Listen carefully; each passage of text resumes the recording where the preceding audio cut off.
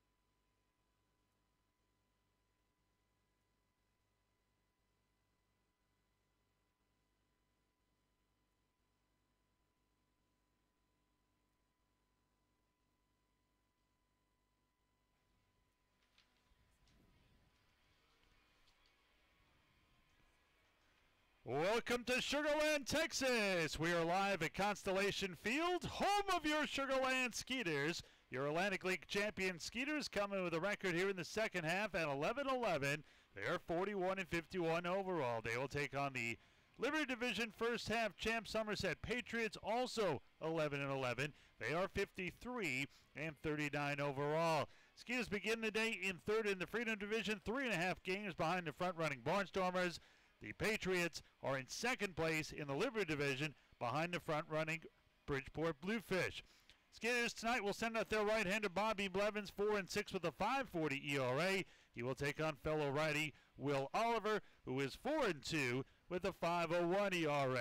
Today is game number 93, home game number 47. You can hear all 140 home and road games here on 1560 AM. Hi, I'm Ira Lehman, joined again by Brett Dolan, Andy Humphrey later on, Nathan Werner back in the studio. And Brett, the Skeeters have won all three of the first three of these 6-game series, and the last two nights they won by the identical score of 4-3, including a walk-off last night. But 4 seems to be the magic number. In fact, the Skeeters are 38-18, 20 games above 500 when they score 4 or more, and a big difference when they score 3 or less, which is really only one run difference. They are 5-32, so that one extra run makes a huge difference, and hopefully the Skeeters can continue this great offense. Yeah, I think that would probably be the magic number for a lot of teams, 4 or 5. I think the key to me, and you mentioned it earlier, just winning a couple of one-run games last night down 3-1 going into the bottom of the 8th. Took advantage of some help, but also made something happen in the 9th inning to get the win. So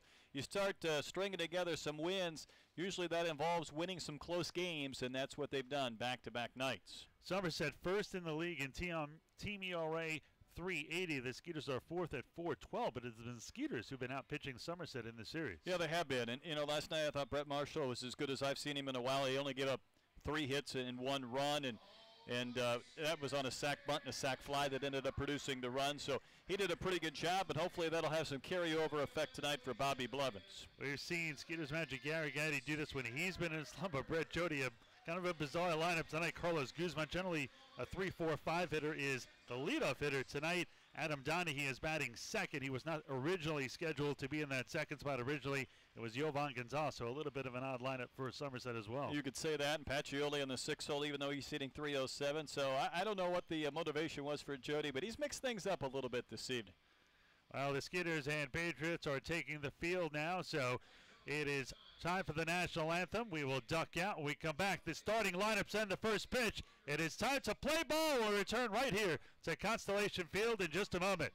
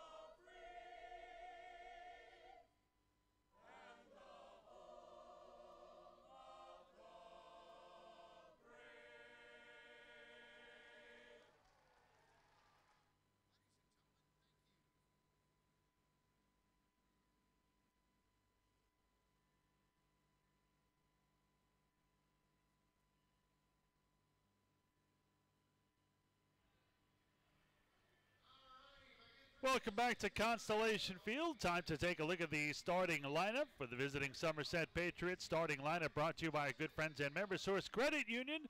Whether it's a Skeeters checking account, an auto loan, or a home loan, be sure to check out Member Source's complete lineup at membersourcecu.org.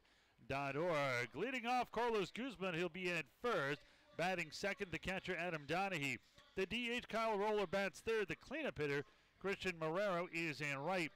Zach Racusin is in left, batting fifth. Justin Pacioli is in center, batting sixth. Batting seventh, Alfredo Rodriguez. He'll be at short. Batting eighth, Scott Kelly at second. And batting ninth, third baseman, Mark Menikazi. Here's the Skeeters defense. Miller in left, Gillespie in center, and Benson in right. Third to first around the diamond, it's Aarons, Jansanti, Thon, and Scott, with a battery of Cordero and the right-hander, Bobby Blevins. Oh, Blevins last time out, 5 in the third, 6 hits, 4 runs. Got off to a slow start, but finished strong. He struck out 4, walked 2, 91 innings. But Blevins, who was 0-2 with a 15.30 ERA in his last 3 starts, is looking for his first win since June 2nd. That was against his former team, the Ducks. This season against the Patriots, no record in just 1 start. And that 1 start was a little bit of a ways back. The 1 start allowed 3 runs, 2 of them earned, and did not last very long, just an inning and 2/3.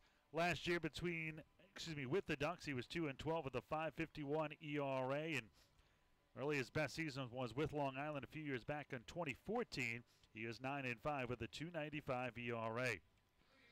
Well, leading off is Carlos Guzman.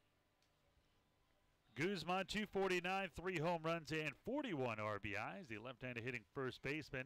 Mentioned a little bit different of a lineup here tonight. Guzman batted 6th last night. He is in the top spot. Not really your ideal leadoff hitter, but Brett Jody trying to mix things up a little bit with the Somerset Patriots losing all of the first 3 games of this 6-game set. They set up outside on the first pitch of the ball game. Blevins deals, and this one just a little bit low and away. Ball 1-1-0, and we are underway. Game 4 of a 6-game series. Skeeters 3-0 so far to start. The 1-0. This one swung and pelted out to center field. Gillespie on the move, and this one's going to get over his head. Now, a first hit of the game, a double to start here for the Somerset Patriots. Boy, that ball is hit with authority. Even though Gillespie got a good break on it, pursued it towards the wall, still really didn't have much of a chance. Well, Guzman, his 10th double of the season, and not the start Blevins and the Skeeters wanted. Adam Donahue will step in, 257, 2 home runs, 16 RBIs for the catcher and player coach. Almost no wind here at Constellation Field. Shadows already crossed the mound. Umpires for tonight, John Sevier calling balls and strikes behind the dish. Ken Levendahl at first, and Mike Durantes is at third. A little bit of a crouch and open stance from the right side of the batter's box. First pitch here is a strike.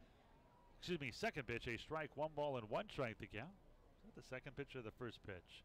That is the first pitch, and that scoreboard once again not correct. So no balls and 1 strike here on Donahue. Blevins looks at second. They'll set up inside, and this one misses. That is now 1-1. Just underway here, top of the first. Ira Laban along with Brett Dolan, Andy Humphrey later on. Blevins gets the sign here from Cordero. See if Cordero sets up away this time. Nope, he's going to come back inside. Throw to second, very close. Good tag there by Dickie Thon. And Guzman, been around this league for a while, pushes Thon away playfully. A 1-1 the count here on Donahue. Right side of the infield also in this shade. I think Aaron Tess at the worst at third. Lower body in the shade, upper body in the sun. This one swung and missed. Now the scoreboard operator will regroup here. 1-2. Now he's got it. Let's see if Blevins can get Donahue and keep the runner at second.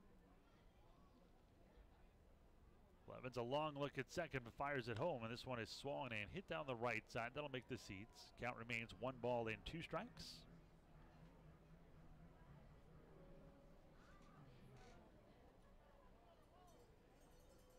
Blevins will try to win his first game, as I mentioned, since back on June 1st. It's been a long drought. In fact, he got off to a great start this season.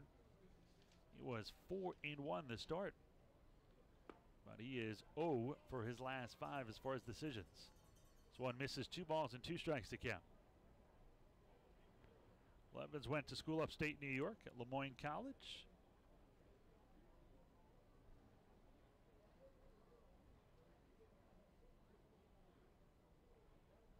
Blevins taking a lot of time here between pitches to start. This one poked foul down the right side. Count remains 2 balls and 2 strikes.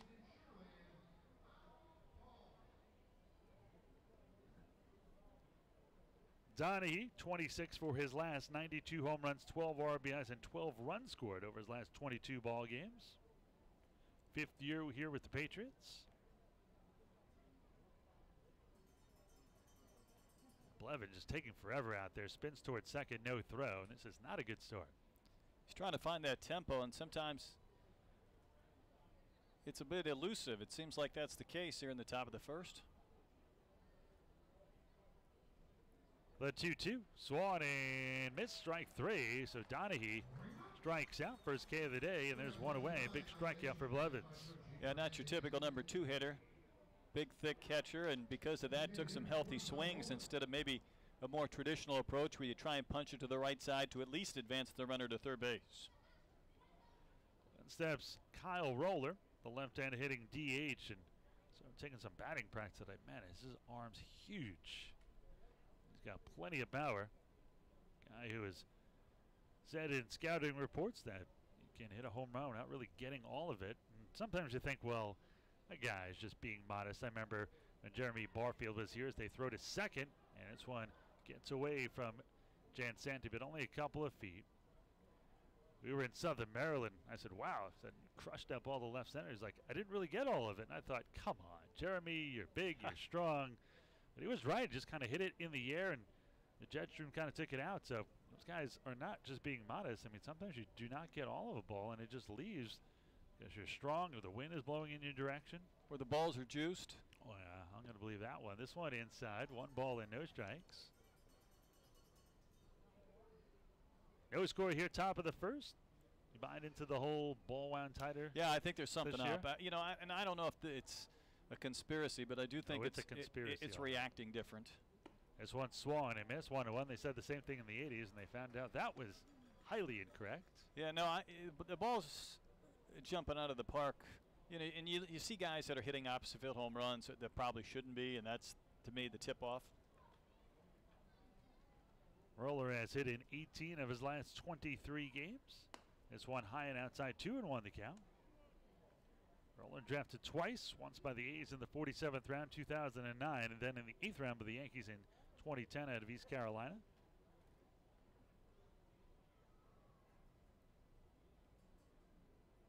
Blevins kicks and fires, and this one a check swing, but he went through there. 2 balls and 2 strikes.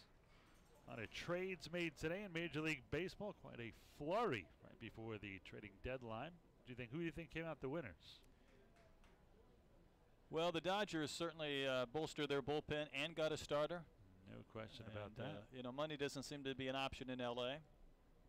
The 2-2. Swung on, popped up left side. Kevin Aaron's at third underneath it. He'll bring it down for the second out. But it was a seller's market, and some of the sellers didn't sell.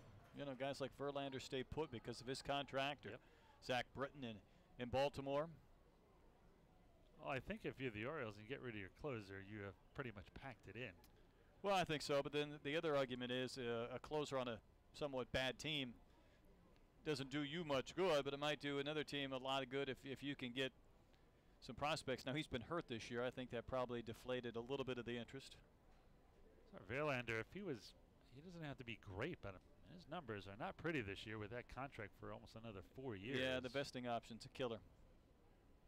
First pitch here way inside to Christian Morero, the left-handed hitting right fielder.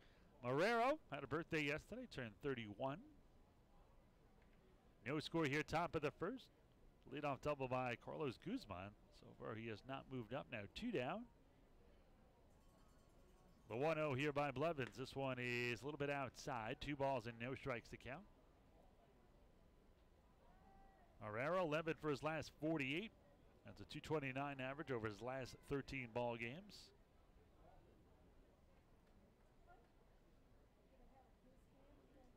Blevins just taking lots and lots of time between pitches here. I understand guy's not in a rhythm, but this is the start of the game.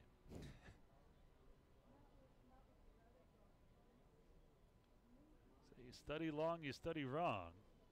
When he is 1 out away from getting out of this one. Fastball misses inside, 3-0. Zachary Cusin, the right-handed hitter, on deck, so first base is open if he wants to get around the lefty here. Morero came in at 311, 3 home runs, 21 RBIs. Ray Cusin just hitting 244. They set up away, the 3-0, a strike on the outside corner, 3-1. Well,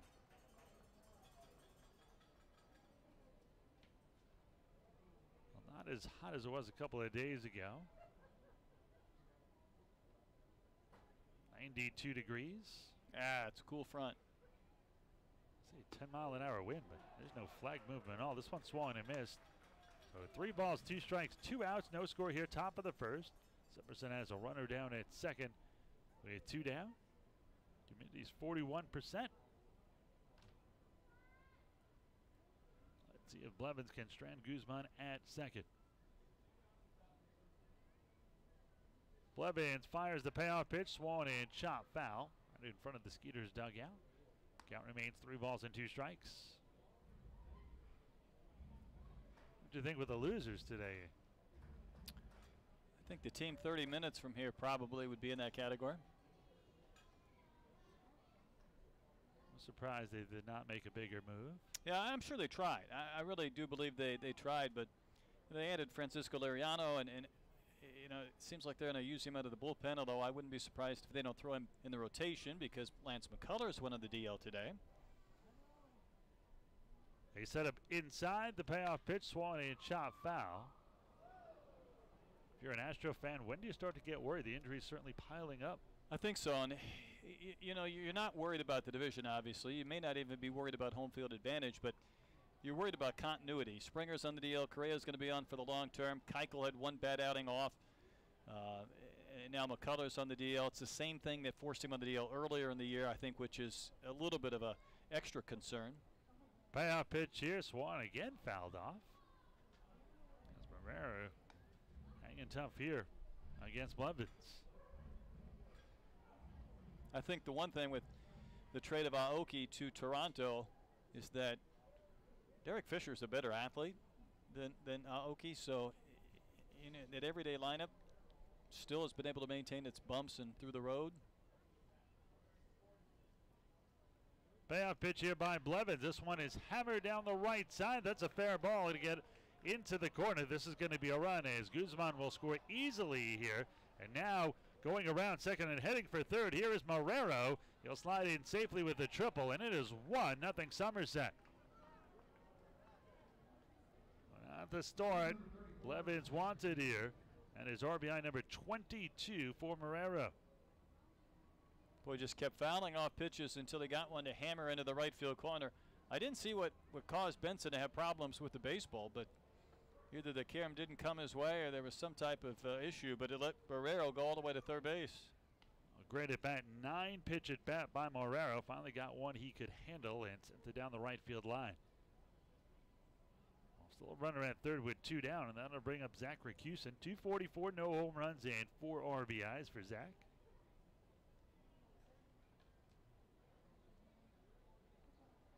It's a long first inning to start. 23 pitches already. That was pitch number 24. Low and away, 1-0. Almost everybody on the infield started in the sun. Now everybody in the shade except for Jan Santi at short. The 1-0. This one swung a chop foul off of third. 1 ball and 1 strike to count. Racusin 8 for his last 26, a 307 mark, 3 RBIs in his last 8 games. First season as a pro. Played for Essex County College, Marist, and Georgetown. The 1-1. Little blooper right side. Travis Scott in foul territory. The first baseman brings it down for the final out. But the Patriots strike first. They get 1 run on 2 hits, no errors, and 1 man left on base. Somerset 1. Skeeters coming to bat for the first time when we return.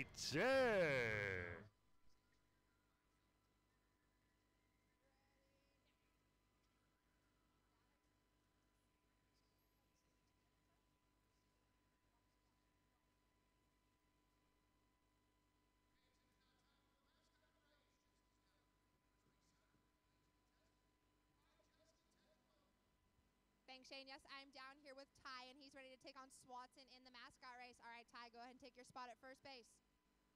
Swatson stretching it out over there at second. Are you ready to go? Okay, on your mark. Get set, go. A little delayed reaction for Swatson. He's already almost to third, though. Uh-oh. The Somerset players are trying to mess with Swatson, and Ty's going to pass him right up. Nobody saw that, Swanson. Ty's going to win the race. Better luck next time. Back up to you, Shane.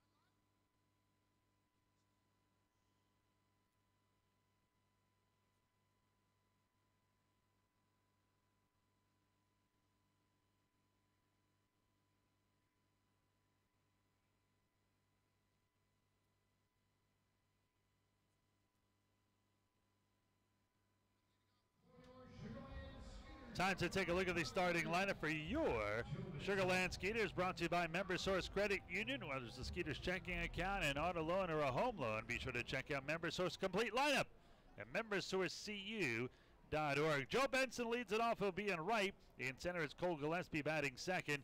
Anthony Jansanti bats third. He'll be at short. Cleanup hitter and first baseman Travis Scott.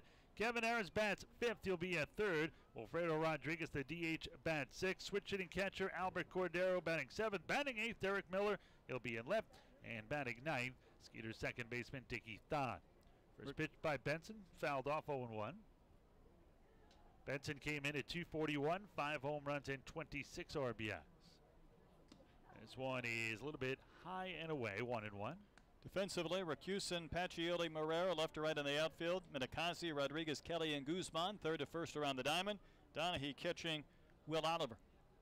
A 1-1, a little bit high and outside. 2 balls in 1 strike the count here. Manager Brett Jody spent some time with the Yankees. So did Oliver, not in the bigs, but he was drafted by New York. This one is pummeled into left center field. This is going to split the gap and roll to the wall. Around first, heading for second is Benson. And Joe continues his hot hitting. He has a leadoff double here with the Skeeters trailing 1-0. Or Benson, that was double number 9 on the season. I'll bring in Cole Gillespie. Skeeters with a good chance to tie it up here right away. Trailing 1-0. Oliver 4-2 this season, a 5.01 ERA. 55 2/3, 50 Ks, 25 walks, went exactly 2-to-1 strike to walk ratio, 69 hits. Won his last start, went 7 innings, allowed 5 hits, 2 runs both earned, struck out 9, walked 3. It's also the second time he went over 100 pitches, and the most pitches he's thrown in a season at 108, 67 for strikes. This one way inside, 1 ball and no strikes. Last 3 starts, 1-1 with a 4.76 ERA. This will be his 4th appearance against the Skeeters. He has made 3 appearances, 1 start, 1-0 with a 3.60 ERA previously. All this season, 12 hits, 8 Ks, 4 runs in 10 innings of work. Last year split time in Mexico between 2 different teams, 1-6 and an 8.07 ERA.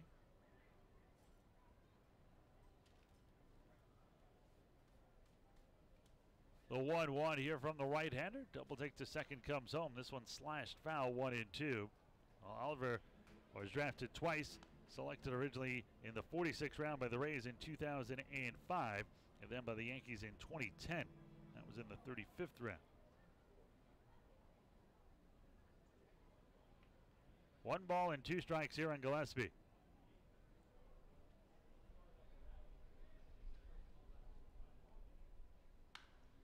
On a vicious foul down the right side. 1 ball and 2 strikes to count.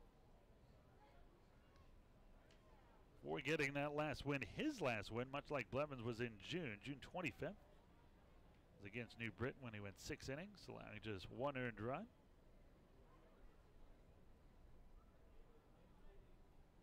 They set up outside the 1-2 here by the right-hander Oliver. He spins towards second, nobody covering, no throw. Oliver was brought over in a trade by the Patriots. That was back in 2015. Acquired him from the Evansville Otters of the Frontier League. This one swung a high chopper towards third. Nakazi has it. He'll throw it to first. Benson remains at second. There's 1 down. Skeeters trailing 1-0 here in the bottom of the first. With one on and one out, Anthony Jansanti, last night's hitting here, a walk-off single in the bottom of the ninth. Skeeters won 4-3. Let's see if we can do an encore here. Comes in at 282, 4 home runs and 32 RBIs.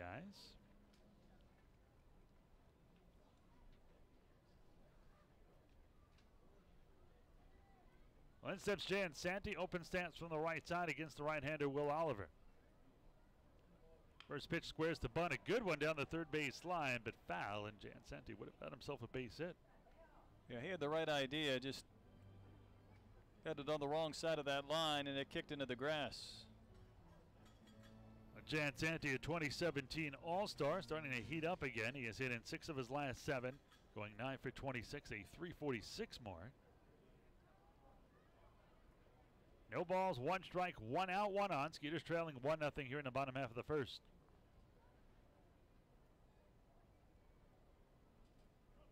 Dollar Dog Night tonight. Also Margarita Monday. Did you partake in either of those? No, but the gentleman down in front of me did. And he needed an extra arm. He can only get like 6 with his 2 hands. So I thought if he had a 6 hot dogs or 6 margaritas? No, 6 hot dogs. He had them all kind of a waiter style on his arm. It's like Brett Dolan style. He wasn't about to make 2 trips. He was going to get it done with 1. Half a dozen hot dogs. Good way to start the first. Might not be a good way to end the night. Oh, but that's true. Oliver double takes to second. Big curveball, just misses outside. 1 ball and 2 strikes. That one had some bite to it. Skeeters trailing 1-0 here in the bottom of the first. Oliver and Blevins certainly in no hurry this evening. You are right. Last night, quick game. This one is grounded to the left side deep in the hole. Rodriguez, a long throw to first, never gets the speedy Jansanti. Benson, unfortunately, had to hold it second. So first and second with only 1 away. Yeah, I thought Benson might take off once Rodriguez let that go because it was a looping throw. Credit Guzman at first. He picked that ball. He wasn't going to get it out, but it saved an error, and the runner is advancing. Well, Travis Scott will bat here with 1 down and 2 on. Scott 232, 8 home runs and 44 RBIs. Travis last 12 games, 12 for 48, a 250 mark.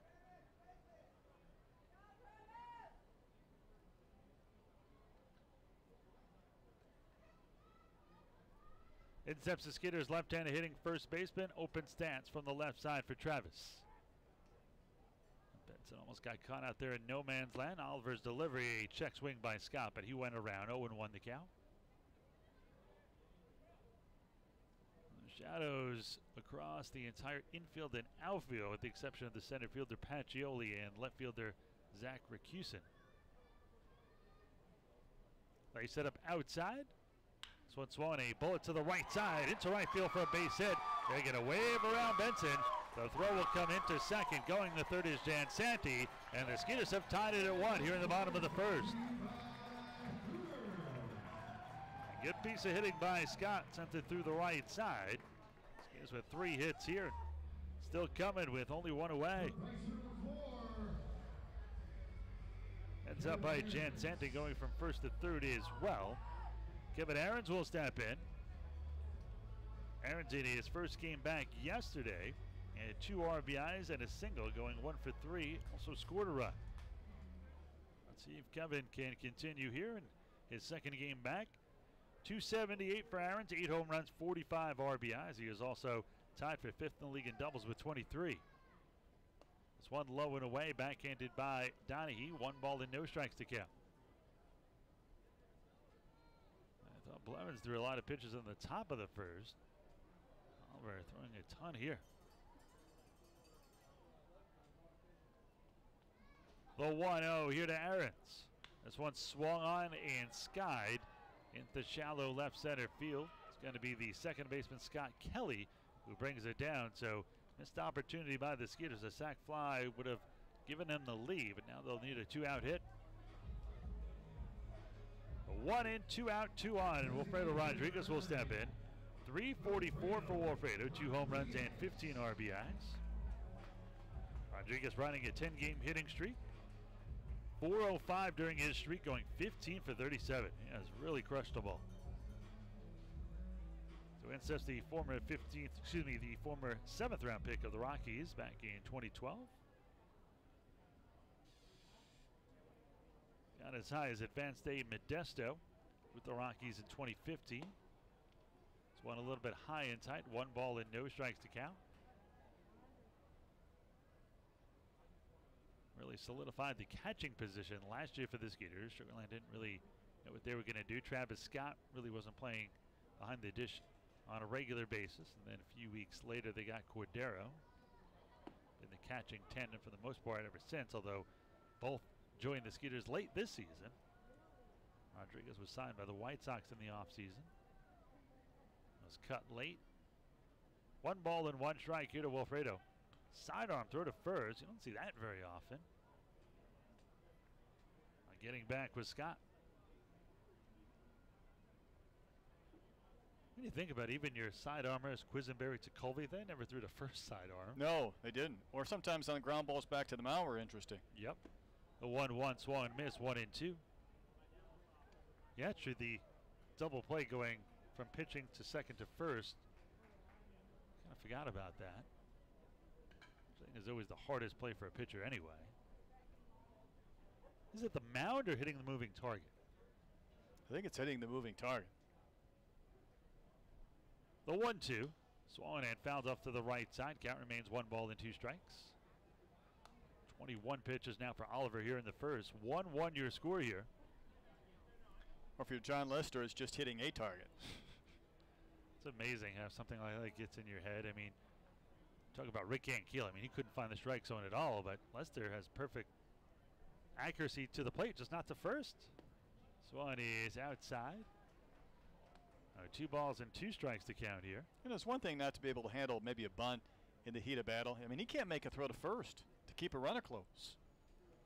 But if it's hit back to him, he can throw it underhand just fine. Only if he jogs halfway there and gives him a little flip. 2 balls, 2 strikes, 2 outs, 2 on. 1-1 here in the bottom of the first. Check swing in the dirt. He held up 3 and 2, so Scott will be moving at first. Garrigetti at third, indicating they're both his base runners. Jan Santi at third and Scott at first. That is a full count.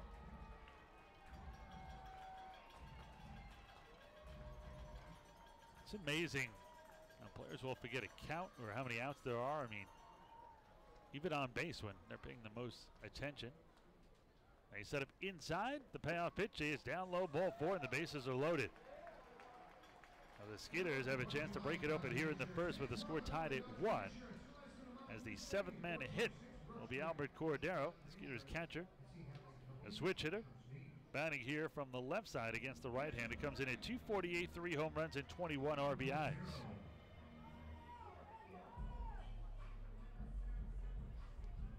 Oh, in steps Albert. Trying to wreck this game here in the first.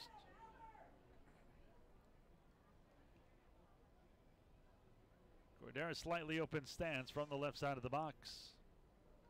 They set up inside here on Cordero. And the first pitch is fouled off to the left side. No balls and 1 strike to count. Derek Miller on deck should Cordero reach.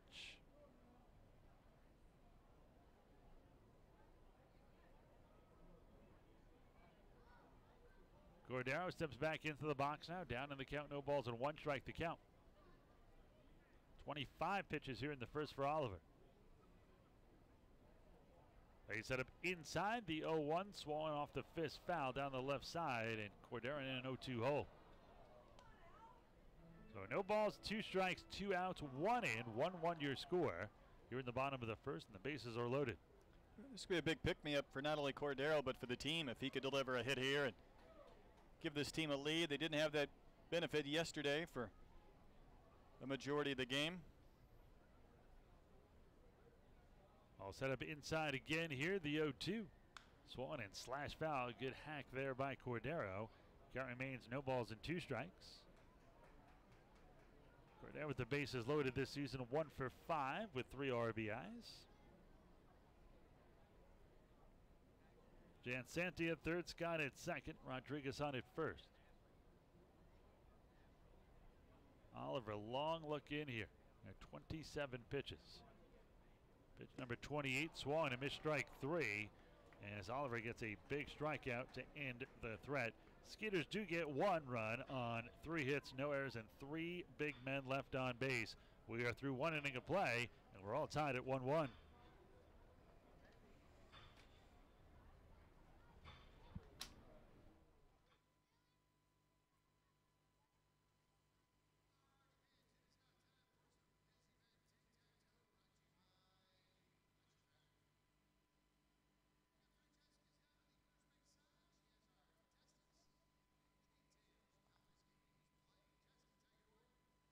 Thanks, Shane. Yes, tonight I have James and Jose on Team X and Kevin and Devon on Team O. All right, we're taking tic-tac-toe up a notch, adding some dizzy bat to it.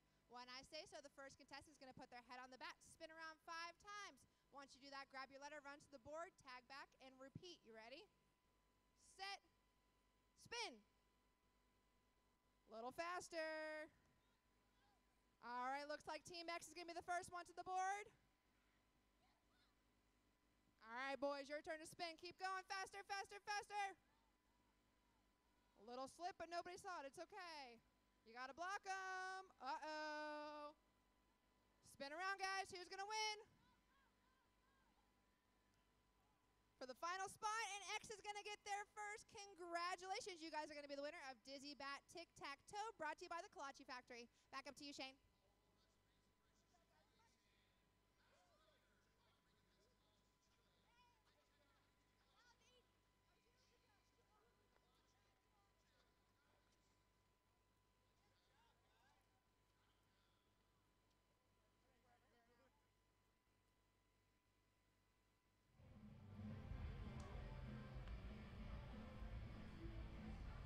Oh, don't miss Charlie Robinson at Constellation Field on Saturday, September 16th. Stay late after the game for live performance from local country artist Charlie Robinson as part of the Skeeters postgame concert series sponsored by Bud Light. To get your tickets, call 281-240-HITS or log on to SugarlandSkeeters.com. Well, here in the top of the second, number 1, Justin Pacioli will lead it off with the score tied at 1-1. It'll be Pacioli, Alfredo Rodriguez, and Scott Kelly, 6, 7, and 8. Pacioli, an all-star this season. The center fielder comes in at .307, good for 7th in the league in hitting. First pitch, a strike on the outside corner, 0-1.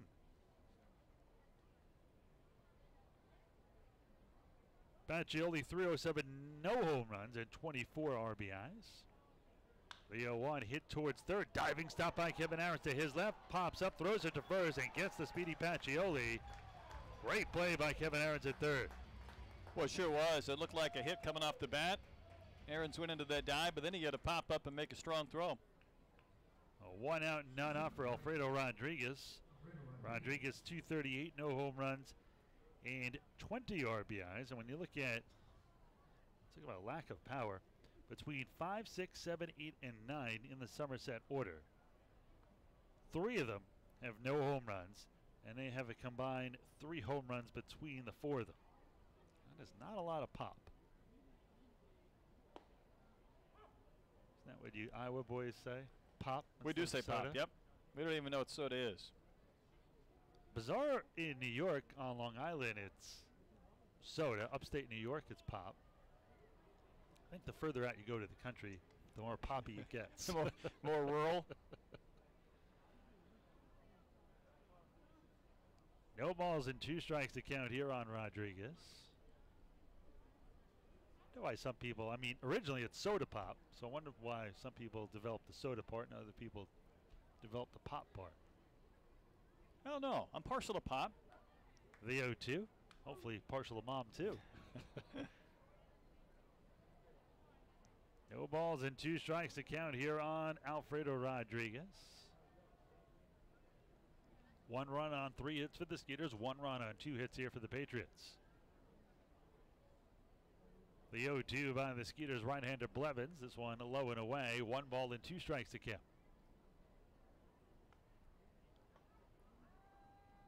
What do you call a, how can I say this without giving it away? A sandwich you get in a deli. You know, the long ones. Sub? Is that what you guys call it? Sure. Sometimes it's grinder or hero or hoagie. Forget that. This one up the middle off the mound and past the diving Jan Santi at short. And into center field for a base hit.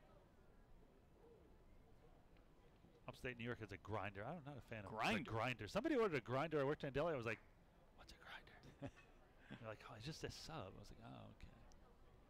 More hero, I think, is more Long Island-y. Call it a hero. A 1-on, 1-out here for Scott Kelly. Kelly, native New Jerseyan. 249, a home run, 26 RBIs.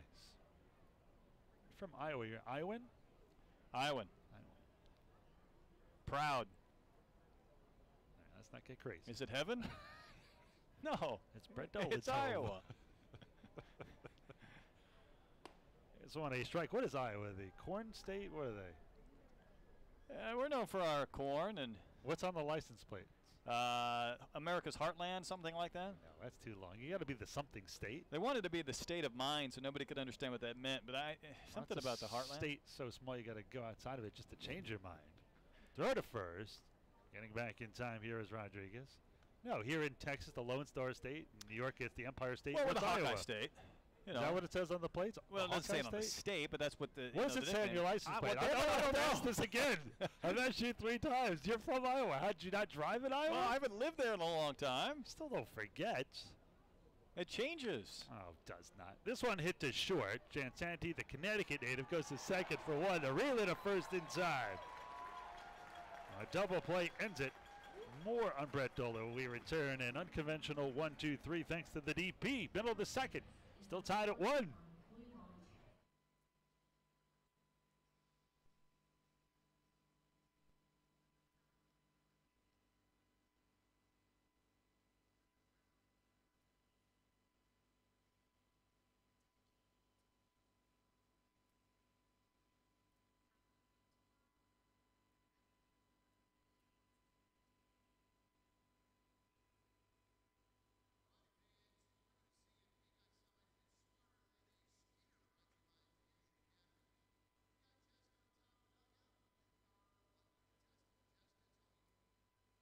Thanks, Shane. Yes, I'm down here with Cody, and she's ready to see if she's smarter than a Skeeter. All right, Cody, I'm going to ask you a question and give you 15 seconds to answer. Are you ready to go? All right, let's see. Name as many animals as you can in 15 seconds. Ready, go. Dog, cat, fish, koala, penguin, whale, monkey, horse, cow, rabbit. All right, that's going to be 15 seconds. You got 10. Let's see how many. We asked former Skeeter Jeremy Barfeld. Let's see how many he got.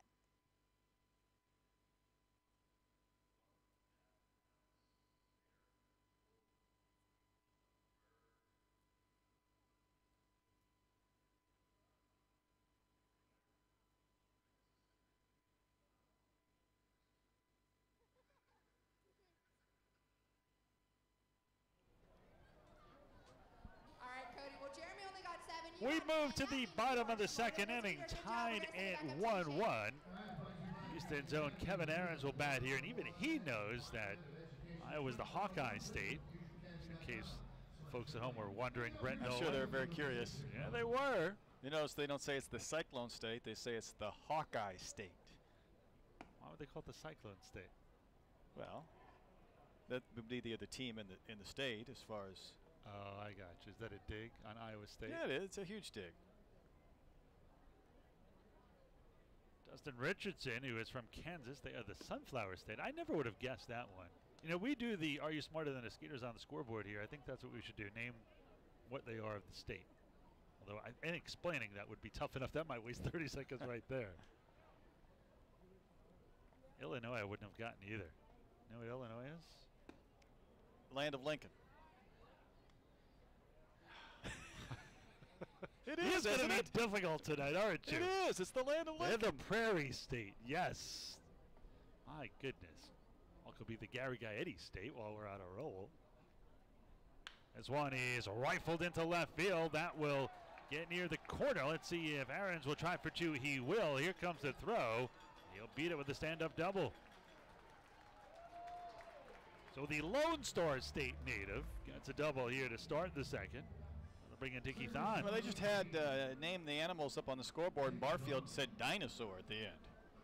Dinosaur? It's an animal of sorts, I guess. I think that's a stretch. Oh, what's the state animal of Iowa? It's like a goldfinch or something. That's the state bird. Is there a state animal? Yeah, everybody has a state animal. Really? There's too many things. Every state has a lot of different things.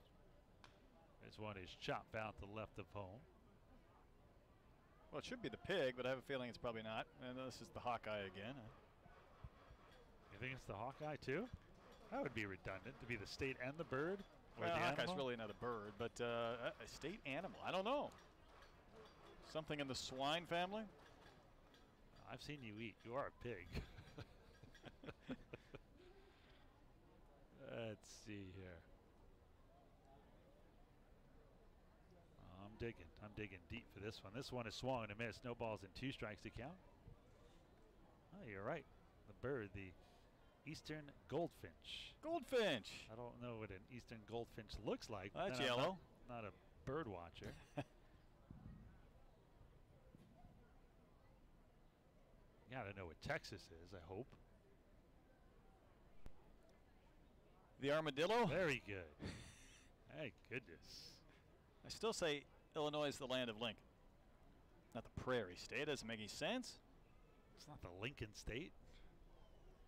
No, but it's the the slogan, the license plate. We get back to this argument again. The 0-2 down low, 1-2.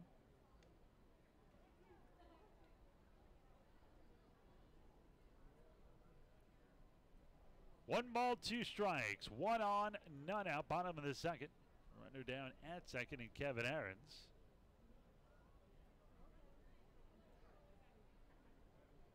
Oliver looks at second. He'll kick and fire the 1-2. Curveball swung and hit to the right side. Long run by first baseman Carlos Guzman. The Brooklyn native will run out of room.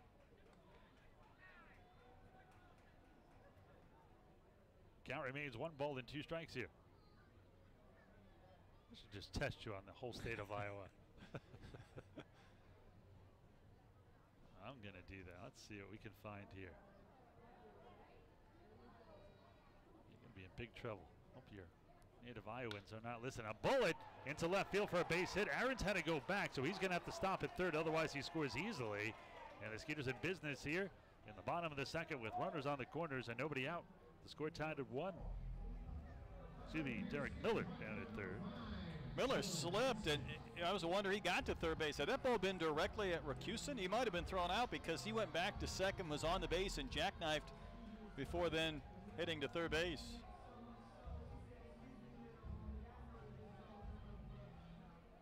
Well, back to the top of the order now with Joe Benson. Benson already a double and a run scored in this one. Has a chance for an RBI. Trying to unlock this 1-1 game. Benson came in 241, 5 home runs and 26 RBIs. This one is hit out to right field. Should be plenty deep enough to get the run. And now it's going to be over the head of Christian Marrero. This might score it too. Miller scores easily. They're going to stop Dickie Thon at third, even though that ball was way wide into the left of home. And the Skeeters in front 2-1. Boy, a couple of good swings tonight from Joe Benson. Maybe a short exit here for Oliver tonight. He's already allowed 6 hits, 3 straight to start the second. Still nobody out for Cole Gillespie.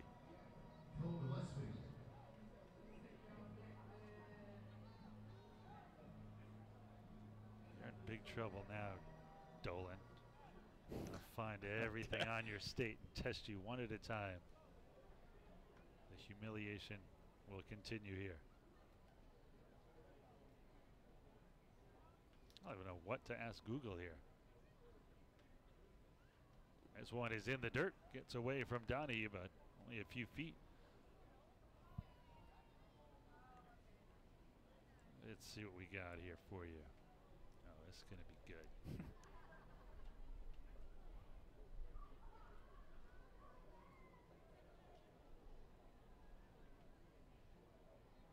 I'm going to dig until I find Gold, Jerry Gold. The 1-0. This one is a strike on the outside corner, 0-1. Yeah,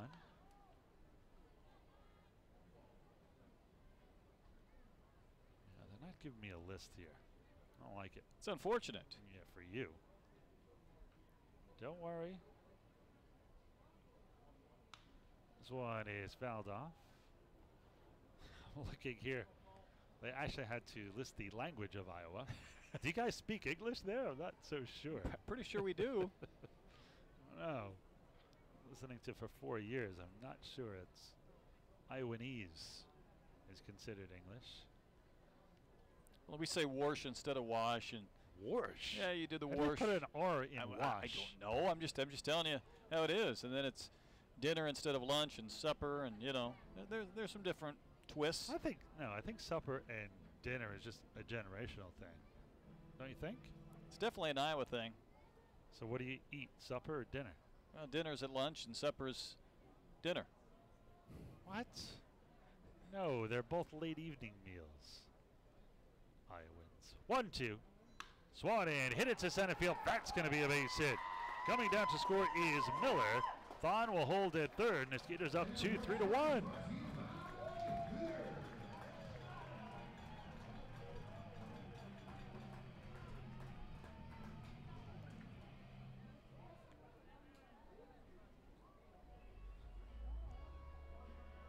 Well, a chance for a real big inning now. The Skeeters not missing these pitches from Will Oliver.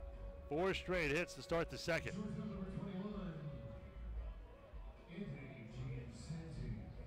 Anthony Jansanti will step in, or it has a single in this one. 3 runs on 7 hits already. 1+ inning here for Oliver. He's allowed 7 hits. Oliver might not make it out of this inning. Quick visit to the mound here. The pitching coach, Corey Dommel. 3 runs on 7 hits for Sugar Land. 1 run on 3 hits for Somerset.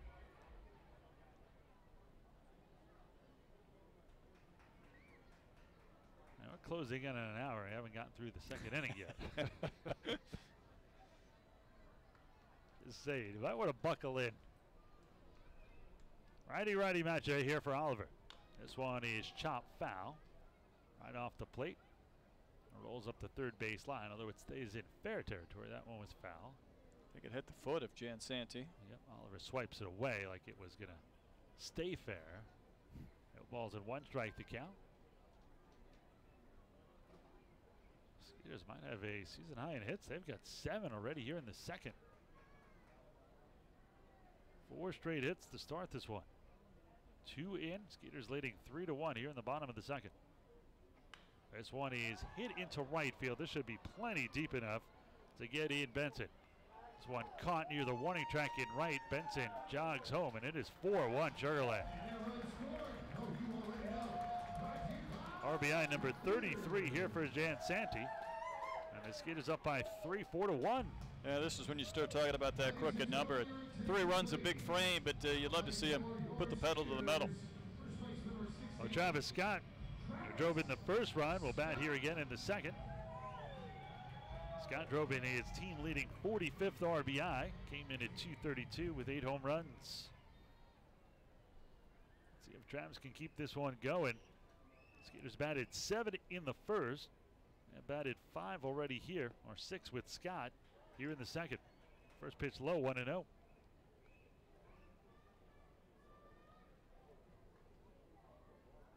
.45 pitches already for Oliver, 32 for strikes. So just about halfway through his arsenal, and he only has 1 out in the second.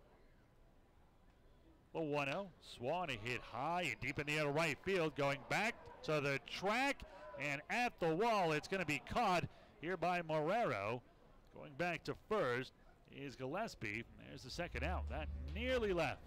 Well, I thought it was going to go at the end, and that wind just, you know, you mentioned earlier it was calm, and even though it said it was blowing in about 10 miles an hour, Scott got the 10-mile-an-hour wind. So 2 down, 3 in. Skeeters up 4-1. Kevin Aarons will step in. He has popped out to second. He's 0 for 1. Aarons came in 278, 8 home runs, 45 RBIs. Tied with Scott for the team lead. Righty-righty matchup. Throw to first, and they got him at first. Gillespie picked off, and that will do it. 1-3 on the pickoff, but the Skeeters score 3 times on 4 hits, no errors, and nobody left on base through 2. It is the Skeeters up by 3, 4-1 over Somerset.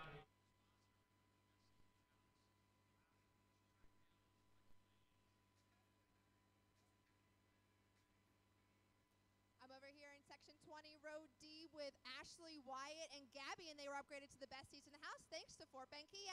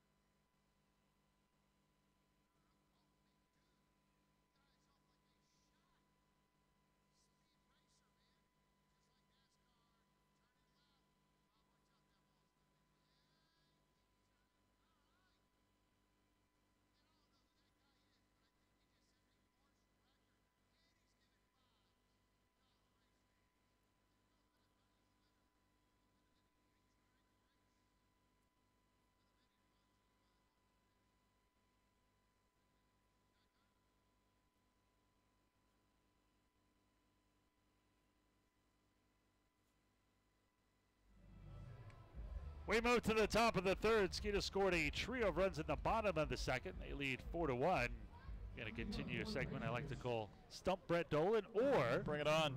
make Brett Dolan look foolish. Just try. So I found 4 other things about the state of Iowa. You got the state bird. Now, what is the state flower?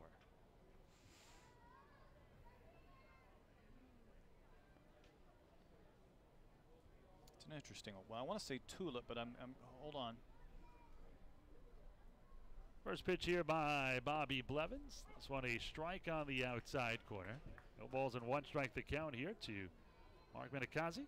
It'll be 9-1-2. Minikazi, Guzman, and Donahue. The 0-1. Fastball just misses off the outside corner to the right-hand hitting Donahue. 1 ball and 1 strike to count. Is it the tulip? No. Darn it.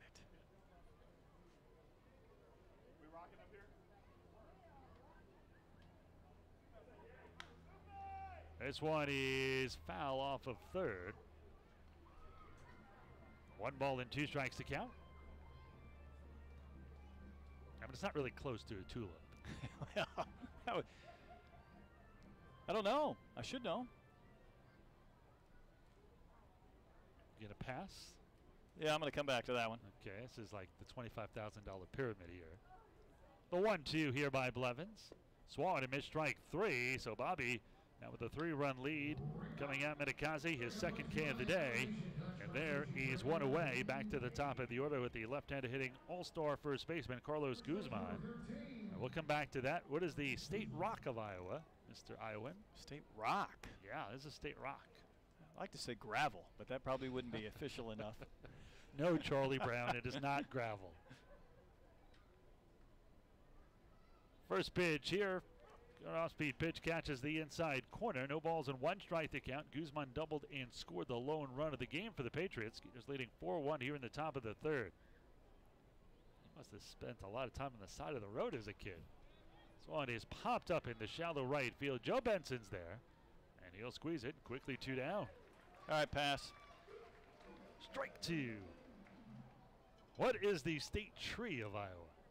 Oak. Very good. All right. All right, now we're going to go back to flower. Okay.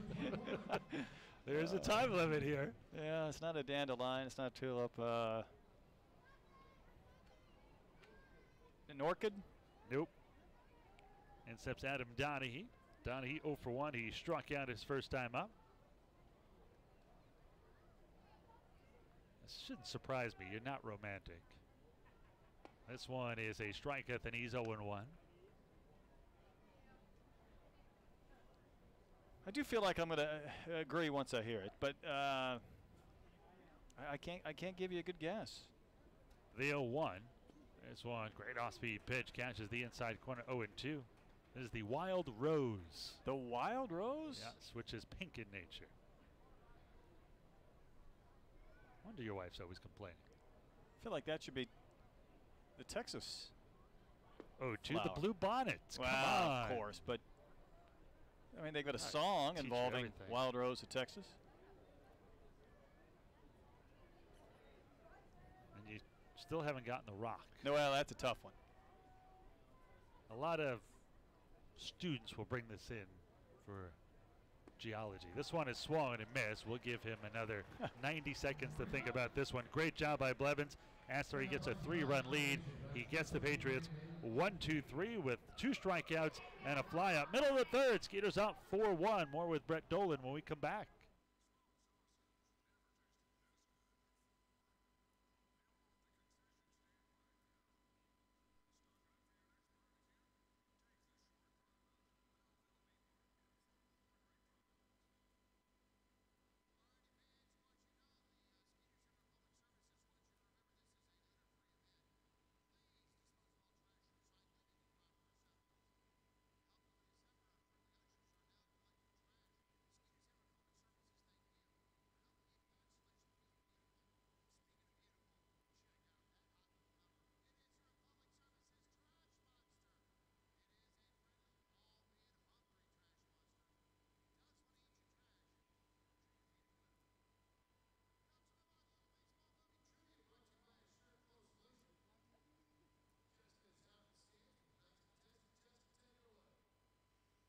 Thanks, Shane. Yes, I'm over here in Section 9 with Irazima, and she's ready to take on the Assured Float Solutions Baseball Movie Trivia. Let's take a look at the question.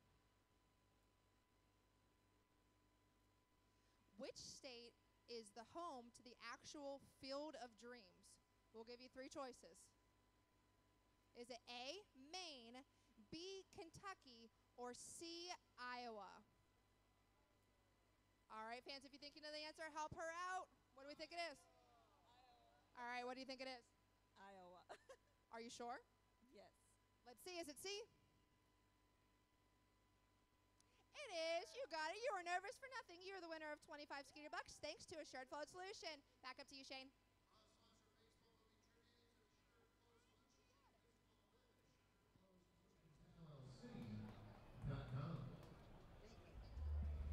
We move to the bottom of the third. Skeeters are up by 3, 4-1 here. For the Skeeters here at the bottom of the third, it'll be Kevin Aarons, Wilfredo Rodriguez, and Albert Cordero. Aarons popped out to second his first time up. 278, 8 home runs, 45 RBIs. I'm going to give you one last shot at the Rock of Iowa. And by the way, the movie trivia this past inning, where the Field of Dreams is, and it was Iowa up on the big scoreboard out there. Did you see the question? Well, it had to be something Field of Dreams. That's How about I missed? Geology, I don't know. You're right there. I was there? Yeah. I think gravel should be it, but unfortunately no, it's you not. just had it. That's one swung and missed, 1 and 2. It is the geode. Good. How'd you ever get out of high school? Well, see, things like that weren't necessarily crucial. I mean, I know athletics didn't get you out of high school. No. It certainly wasn't any academic Come on. scholarship. Thank goodness you had a good voice. The 1-2. Swung and missed, strike 3. 94-mile-an-hour fastball there from Oliver. That is his second strikeout. So 1 out and none on here for Wilfredo Rodriguez. Take his second shot at extending his hitting streak to 11 games. Walked his first time up. Skeeters leading 4-1 here in the bottom of the third. Rodriguez came in at .344, 2 home runs and 15 RBIs. One of the way he's hitting, if at the end of the season he will have enough plate appearances to qualify amongst the league leaders. They've set up inside, and this one is low and away. 1 ball and no strikes to count. Thank you very much for joining us here. You're listening right here in the ballpark or at home, all the friends, fans, and family of the Skeeters. This one misses in the dirt. 2 balls and no strikes to count. 4 runs on 7 hits for Sugar Land, 1 run on 3 hits for the Patriots. No errors on either side. I gotta find more on the state of Iowa. This is way too much fun. This one is a little bit low and away, 3-0 here. There's 99 counties. So you do know something. I see. During the caucuses, some candidates pride themselves on visiting all 99. You reading something over there? No, some of the counties are, 5,000 to 6,000 people, so they aren't very big. It's one a strike at the knees, 3 balls and 1 strike to count. I'm guessing there were more people here Friday night that were in my entire county. Oh, this is priceless. All right, 45 little-known facts about Iowa. I'm going to pick out a few. In the state of Iowa, it is illegal for a mustached man to kiss a woman in public. So I'm taking you never had a mustache. I think that one's been on the books too long. Going back like to Wyatt Earp's days or something. Hey, Lincoln. Got a beard. You were all for Lincoln in another state. This one way inside. Cordero goes down to the ground. That'll be ball 4. A second walk. Only 2 walks of the game by Oliver. Both here to the Skeeters, Wilfredo Rodriguez.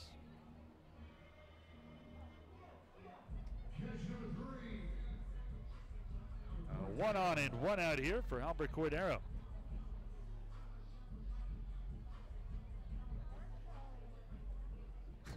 Iowa is home. I didn't know you would need this because technically they don't have a home. It's the home to the National Hobo Convention. Isn't that an oxymoron? I think it is. A homeless hobo is a home of a convention. Well, we're very welcoming people.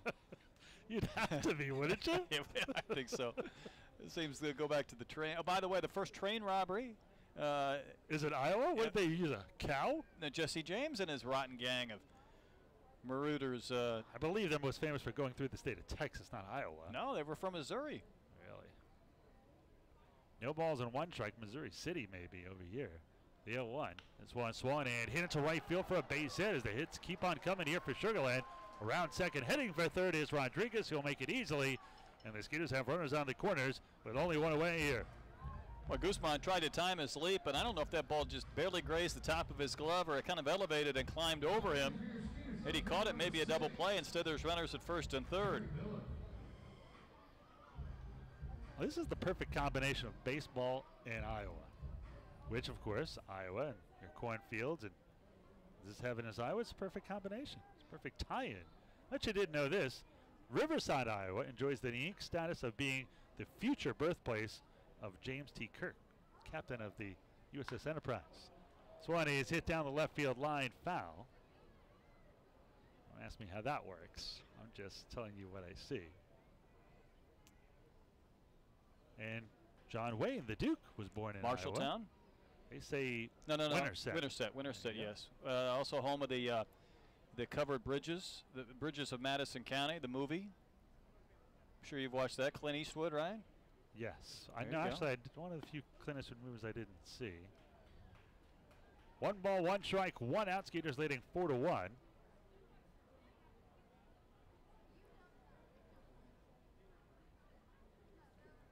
Also home of the largest strawberry in the world, which is not edible, by the way.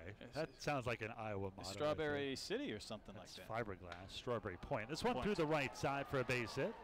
Coming down to score easily is Rodriguez. The more Iowa mentions, the more hits. I'm going to keep going here.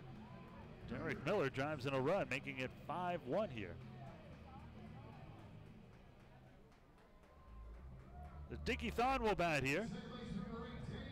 9 hits already here for the Skeeters. First and second still 1 away. As Thon steps in, he's already 1 for 1. Everybody in this lineup has already had a hit except for Kevin Aarons and Wilfredo Rodriguez. And Rodriguez been on base twice with 2 walks. This one is chopped foul left side.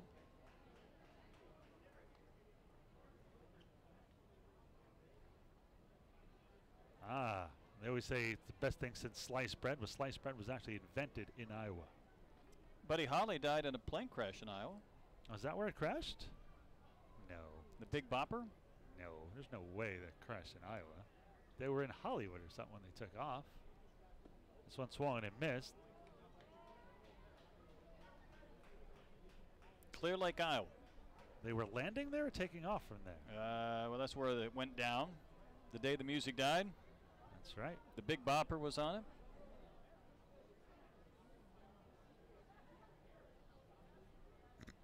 it. Oh, you mentioned swine before. Oh, this is priceless. I might hold this against you forever. I'll get to it after the 0-2 pitch. The 0-2. This one low and away. 1-2. Not only is this a fact, but the difference is like a great strike to walk ratio. Hogs outnumber humans 4-1 in Iowa. Yeah, we like our bacon. Apparently not enough because they're still outnumbering you guys. We'll catch up eventually. It's like Planet of the Pigs. They've taken over Iowa. The 1-2. This one is low. 2 balls and 2 strikes to count.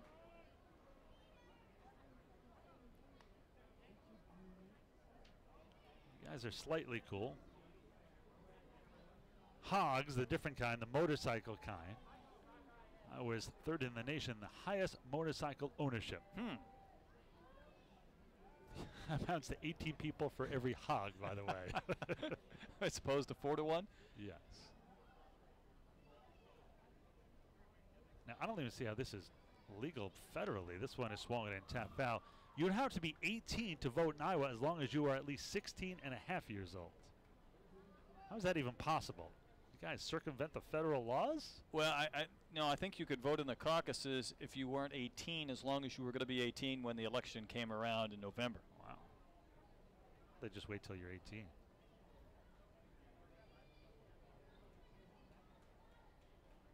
I don't even want to ask this question. 2 balls and 2 strikes to count. This one is down low. Do you ever hear of a puffer belly? Puffer Billy. Yeah, but I don't possess any tremendous knowledge. Well, according to this, they are not imaginary creatures from a Saturday morning cartoon. They are actually what Iowans in Boone call the small stream trains. Yeah, trains. Mamie Eisenhower lived there. All right, so he does know something. Payoff pitch here. That's one swung and a missed strike 3. So Thon goes down. There's 2 down. Only 2 outs in this inning. Strikeouts. Skeeters are leading by 5-1 here in the bottom half of the 3rd inning. And Joe Benson will already bat here for the 3rd time. Well, he's made great contact twice, and I'd love to see him just turn it loose with the wheels. Great speed. A couple of times just sprinting into second with doubles. A double, a single, 2 runs scored in an RBI. Halfway to the cycle. Mentioned your state flower before. It's been around slightly longer than you, 35 million years. Back to the dinosaur ages. So if anybody says, if your kid said to you, yeah, you're old as a dinosaur, Dad, say, hey, but not as old as the flower. That's correct. Got out there in the prairie. Here's one for you. I don't know. I think you're on the 1% part of this, but it says that nearly every single Iowan can read, 99% at least. Iowa Basic Skills Test. See, it's very important. Oliver spins towards second, no throw. I think this is more of the gullible Iowans. Iowa claims the world's largest wooden nickel, 12 feet across. The 1-0. So much for not taking any wooden nickels. They took the largest one.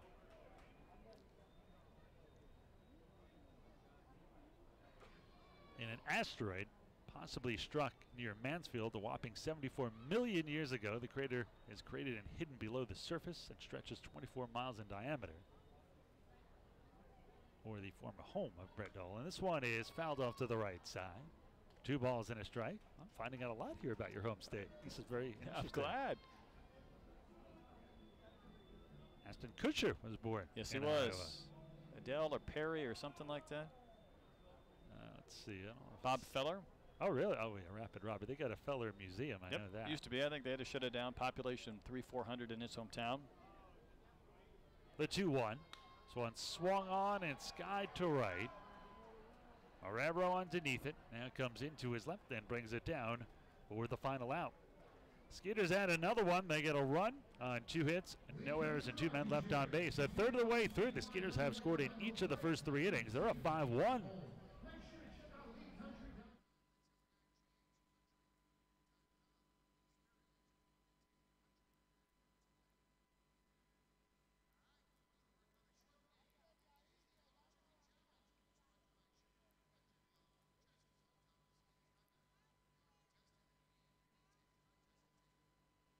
Thanks, Shane. Yes, I'm down here with Haley, and she's ready to test her chipping skills in the Golf Chipping Challenge brought to you by Sugar Creek Country Club. All right, Haley, that pool out there is your target whenever you're ready. Practice swing. It's quite all right. You got it. Line drive, not too bad. On target. Try to get it a little bit up in the air.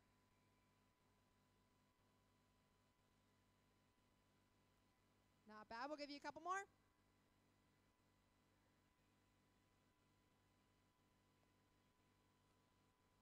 Give you a couple more. We got 2 more to go. You got it.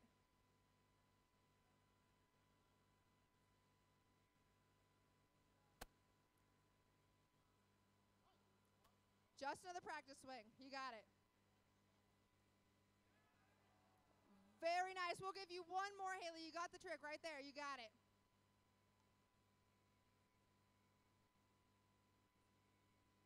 Oh, super close. You did a great job. Thank you for playing, Haley. We're going to send it back up to you, Shane.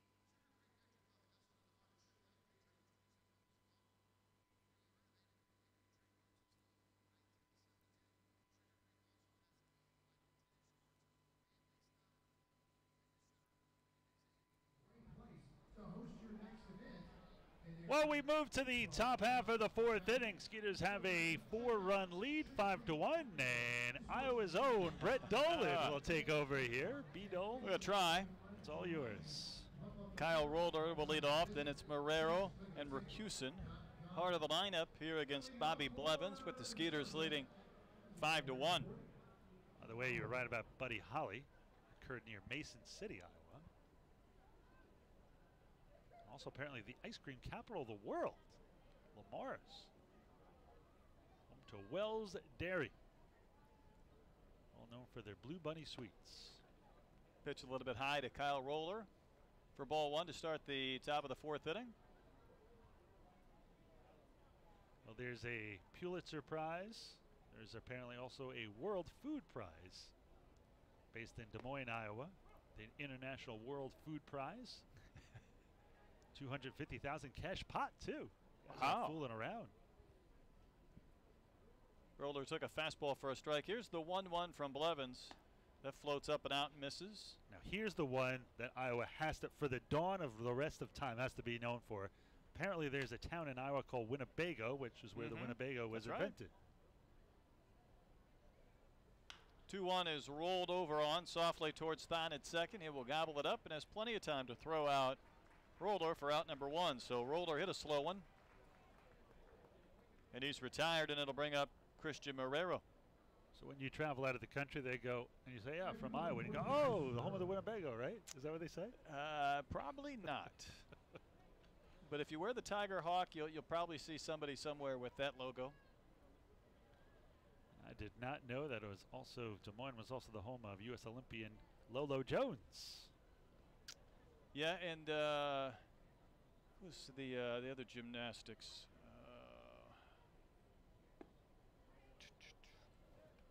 It was a breaking ball, just missed, and it's 1-0.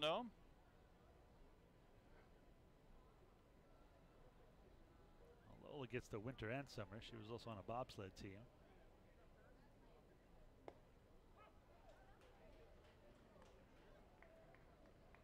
Pitch in there for a strike at 87 miles an hour from Bobby Blevins. Did you know Iowa State University had a hand in developing the atomic bomb? Yeah, well, good for them. No wonder there's nothing there in Iowa. Roller to first. Scoop by T. Scott. Back to the pillow. He'll retire Marrero. And there's 2 gone. What is the gymnast, Sean? What's her name? Oh, yes. Little cutie. Yep. Drawing a blank. It's Johnson, I think. I'm going to leave you on this last one because even before I could finish it.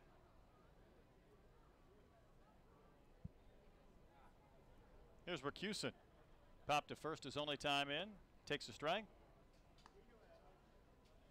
Iowa is considered to be the safest state in the U.S. Yes. Why? Because they're great drivers? No, because 92% of Iowa is farmlands.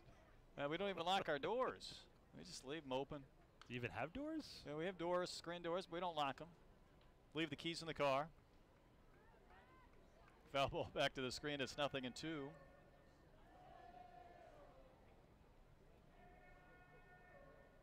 So those pigs keep you safe. No guard dog, just guard pigs. Blevins nibbling on the corner, just missed in the count. 1-2 strikes. He's looking for a shutdown inning. After the Skeeters have scored in every frame so far, they lead 5-1 in the bottom of the 4th inning.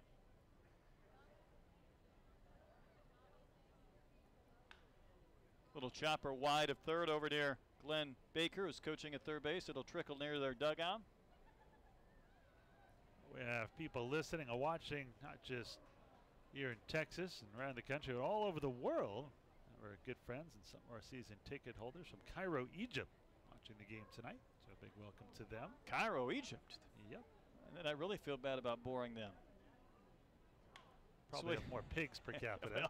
There's a swing and a foul back to the right, now to play. Well, probably less drivers per capita.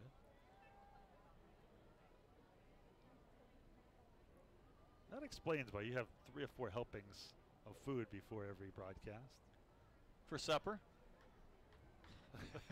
That's right, no dinner. That's early in the afternoon. There's the 1-2, and it was left up, but Rakusin fouls it back to the screen. Oh, you have enough for both lunch, supper, and dinner in one sitting. I try to get my money's worth.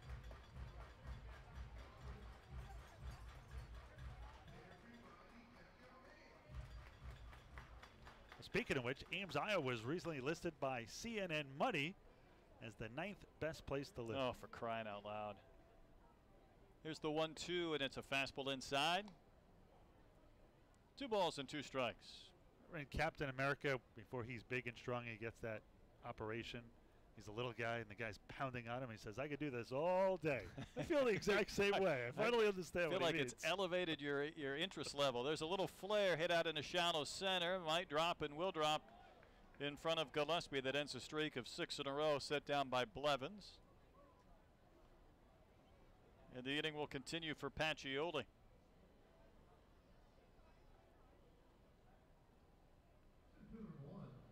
Pacioli betting 307 on the year.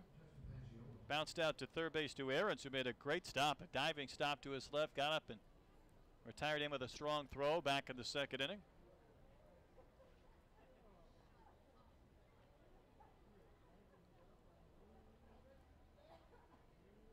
Patriots got a run in the 1st inning.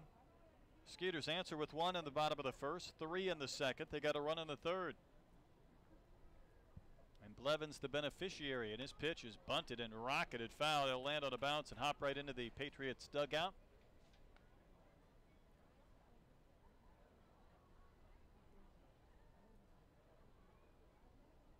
Lights have taken full effect well over an hour into this game here in the 4th inning.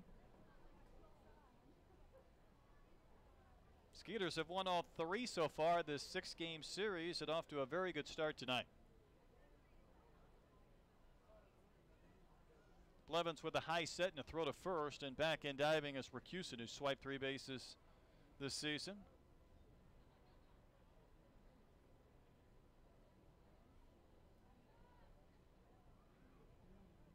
Outfield and infield straight away for the Skeeters. Pacioli has a slightly open stance. Runner goes. Here's the pitch lined towards left. That's down for a base hit. Miller over to cut it off. Rakusin will go to third, so the throw will go to second to keep Pacioli to a long single. A couple of base hits after the first 2 are retired here in the 4th inning.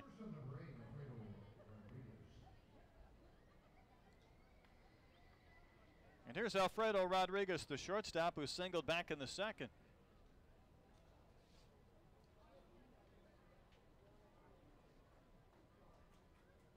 Rodriguez came into the game hitting just .138 over his last 8 games, but a base hit to his credit.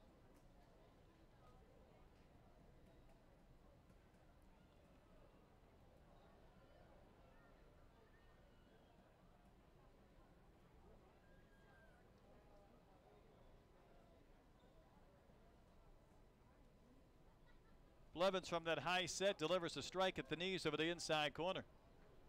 Radar gun says 86. He's been around 86, 87 at times, 88.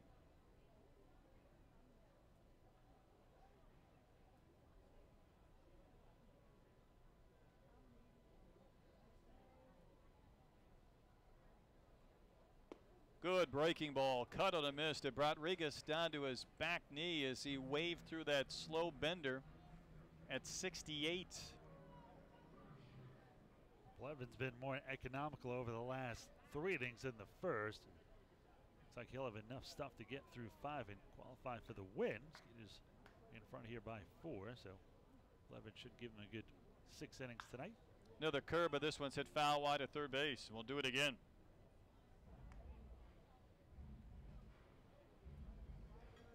.64 pitches now for Blevins.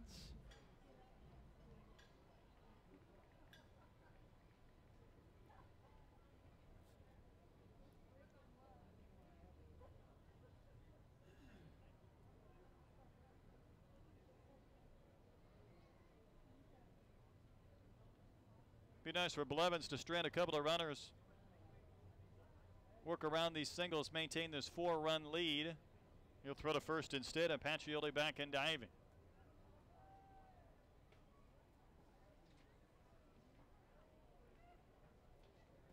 .14 hits already combined in this game, and we're in the top of the 4th inning, so there have been a lot of base runners. Skeeters have never trailed in this series. Well, they were down 3-1 last night in the 8th. Oh, that's true. But that was only for a half inning. Yep. 2-strike pitch, caught on and missed. Rodriguez chased a fastball off the outer corner. And a couple of singles do not produce a run. 2 men left on, and we go to the bottom of the 4th inning. It's still a 5-1 Skeeters lead.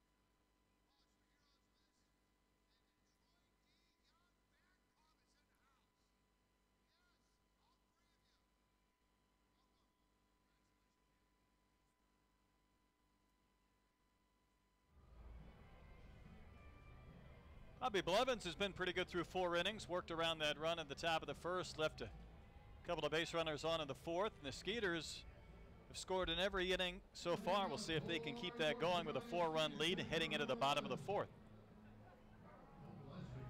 Cole Gillespie singled in a run in the 2nd. He's 1 for 2. He'll lead off as Will Oliver goes back to the mound.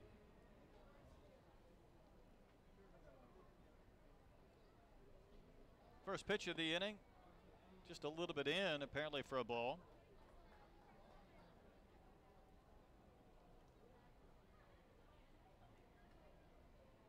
Oliver works from the far first base side of the rubber, almost positioned down the hill towards first base, and he almost hit the jersey as he came way inside to Gillespie.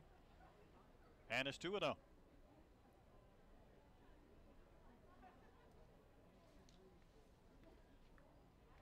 Oliver in his third year with the Patriots, third in the Atlantic League, coming off a 7-inning, 2-run performance.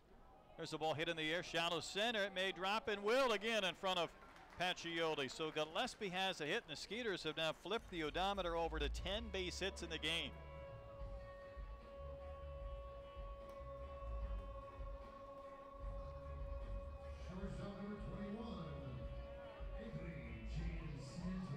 Here's Anthony Jansanti, last night's hero, a walk-off single. Ball hit to the fence in left center.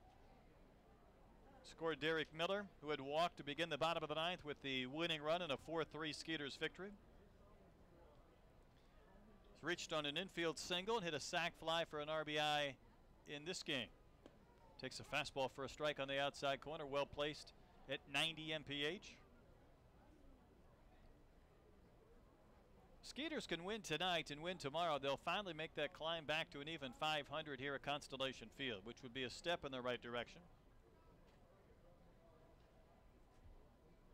Pitches a breaking ball and it's chopped foul back to the screen as Jansanti got a piece of that one, and it's 0-2.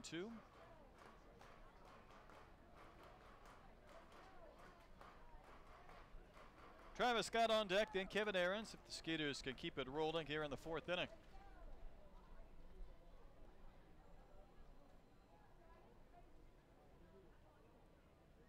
Will Oliver comes set, then really lunges towards the plate, misses down and out. League high in hits in a game is 19. Bridgeport did it, the Barnstormers did it, and so did York. Skeeters high for the season is 18. They got 10 hits here in the 4th.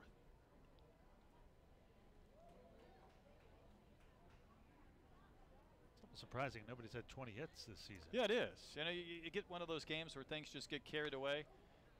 Maybe you use a position player to pitch. Of course, we saw Barfield do that earlier this year. By the way, I think he was named Eastern League Player of the Week. Yes, he was. He is just killing it at Double-A. I believe he's 5th in the league in home runs. Certainly, obviously, wow. Being here, he wasn't there the whole year.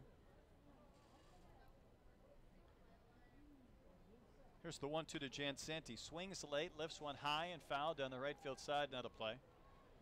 He's really one of those, and Wilkins is probably the other. I'm surprised aren't AAA players, because to me, with their age and experience, would be worth that opportunity. I agree. I mean, I don't know what they're waiting for. I mean, listen to his numbers. He's hitting .305 with 18 home runs and 48 RBIs, and that's just in 61 games. He's hit 27 home runs combined this season with the Skeeters and 69 RBIs. If that doesn't get you a promotion, at least at AAA, I don't know what does. I mean, I understand there's a logjam at the big league level. And the idea is Jansanti hits a mile-high pop-up on the right side of the diamond. Kelly comes racing in and then drifting backwards, makes the catch with one hand as his first baseman, Guzman, never moved. He just said, "You all right, you've got it, go take it." And there's one out. You know, but you get to Pawtucket, you get to AAA if you're Barfield. And then something crazy happens. The Red Sox go through a couple of outfielders, and they've got a great outfield. I mean, you talk about the killer bees. That's Benintendi and Jackie Bradley Jr. Yep. But you know, if somebody goes down or they have an injury where you get a call up, and all of a sudden then you stay up in September because the roster is expanded. Team goes in the playoffs, you get a partial share. If you dare to dream, as Travis Scott steps in, takes a fastball outside. But I think, especially with some of the moves the Yankees made today, that the Red Sox not make it to the playoffs, which would be all the more reason to call them up when September comes. And rarely do you get called up from Double-A, although possible. Well, it could, just because at that time, as we know, baseball different than the other sports. I mean, you could have 35 active players on your roster. Yep. If you're willing to pay for it. That's why September baseball is not the prettiest. Scott swings and dribbles one in front of the plate. Donahue gets out there, circles around it, plays it with a bare hand, his throw to first just in time to get Scott. The throw arrived at about the same time as Travis's helmet did in the base, and Guzman reached around and made the play. They've talked about it. We talk about the pace of play rules here in the Atlantic League. That's something they're going to have to address pretty soon.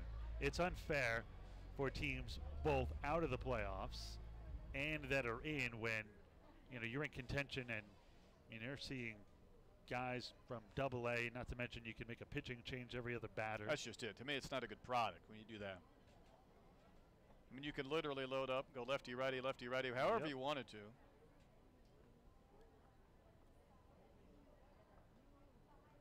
Gillespie at second now with 2 gone, and Kevin Aarons takes one high for a ball. And for the teams not in the playoffs, I want to kind of see their guys for next year. I mean, if you're a team that's contending and you're playing a team that's playing all their AAA and AA guys, how is that fair for the team that's fighting against that Sure, team? you know, and I think some managers, to their credit, and I've heard this talked about a lot, there's the ball hit and they get to center field. Getting a late break was Pacioli, but he'll make the catch to end the inning, and I'll finish that thought when we come back.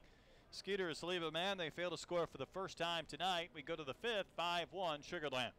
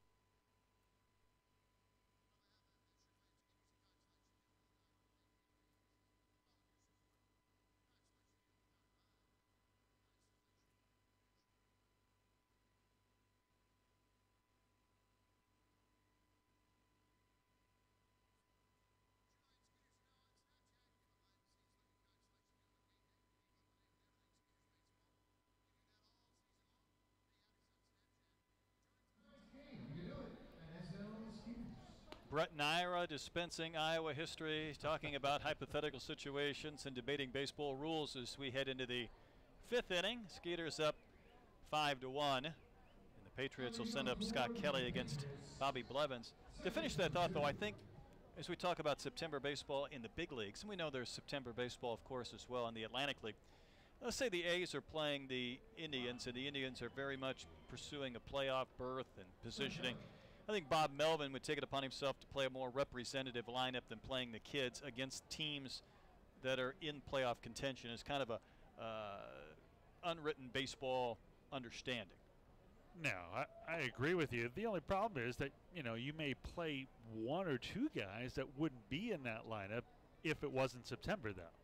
And even that one at bat could make a difference. Well, usually, though, at that point of the year for their team, you may have a couple of guys that are, you know, hurt, that haven't produced, that, you know, you can't fault a manager for running somebody else in there. You know, if a guy's, you don't want to risk serious injury or push him too far, as Kelly has a count of 2-0. But it doesn't make for the best product. I think that's the problem. And the issue is for teams that are out of contention, and Kelly takes a high strike, is that, as we all know, you're going up against all the footballs, high school, college, NFL. But on the other hand, I mean, when you watch a spring training game, I mean, I want to see the guy, you know, I want to see the next Aaron Judge, what he might be in a year from now, and those type of guys. There's a ball popped up back. It looks like it'll find the seats and will as Cordero gave chase. Ran back to the screen. It didn't have a play. We did come up in September last year. And, you know, when Bregman came up with the Astros, I wanted to see what he was like in spring training and September. And if I have that hot guy and it's September and I'm way out of the race, you know what? Why not give an Alex Bregman 30 days to play instead of 4 at the end of the season?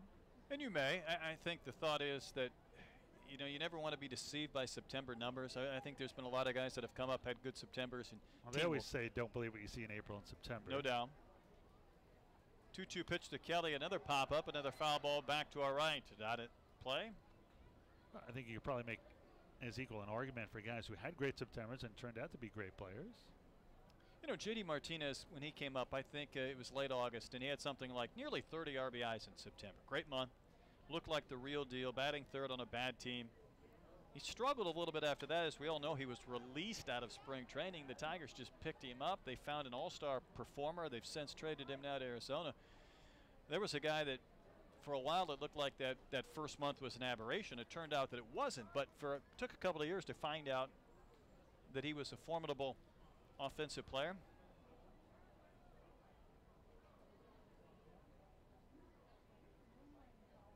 Kelly putting up a pretty good fight. Blevins 2-2 pitch. That ball hit in the air down the left field line. It's got a chance to go, and it is going to be a fair ball as it hits the fence and ricochets back to Miller. Kelly has just one home run all year. He gave that ball a real good ride and ends up with a double to begin the 5th inning. I thought Kelly was going to knock that out of here. He only has 3 career home runs.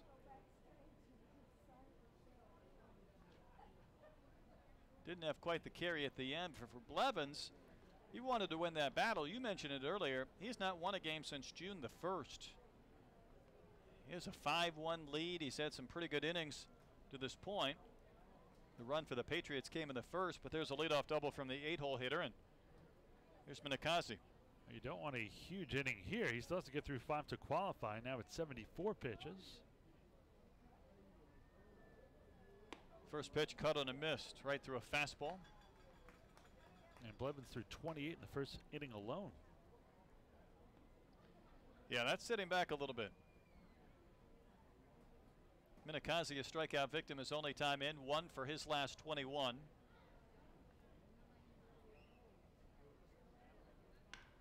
Chops one to third, hard bounder towards Aarons, who turns to his left to make the play and easily throws out his counterpart, and Kelly has to hold at second base. Now there's one gone.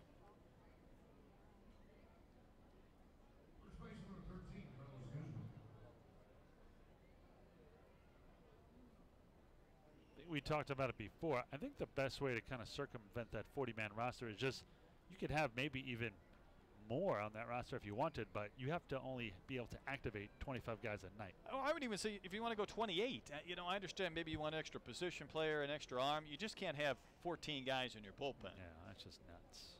You want to bring somebody on a pinch run, I have no problem. It's not going to slow down the game. 14 relievers does.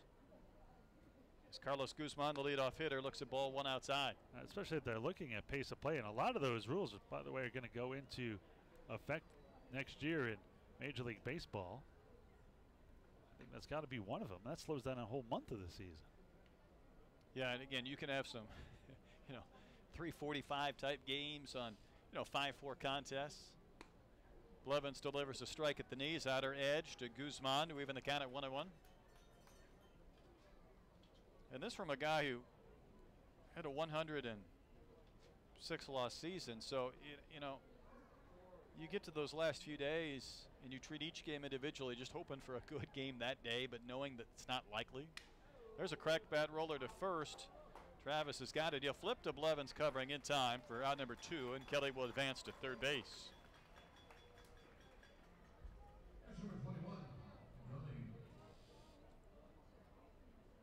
77 pitches now for Blevins, so he should make it through the 5th to qualify.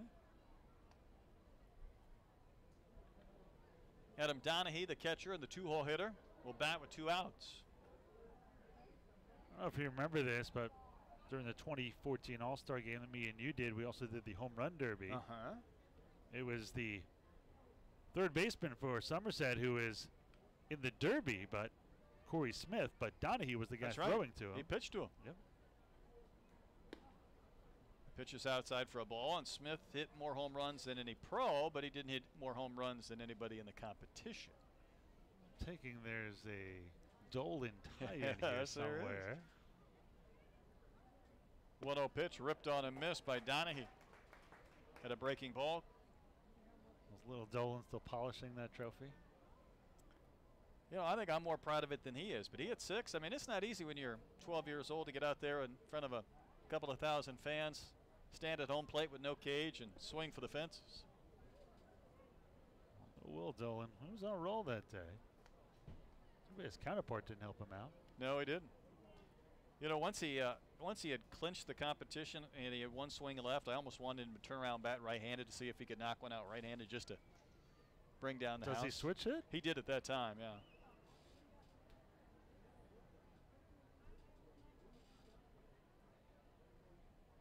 It was a good moment. You got to interview him afterwards. Yeah. We had him on the pregame show the following day. I couldn't torture your person twice with you, so I had to do the pregame.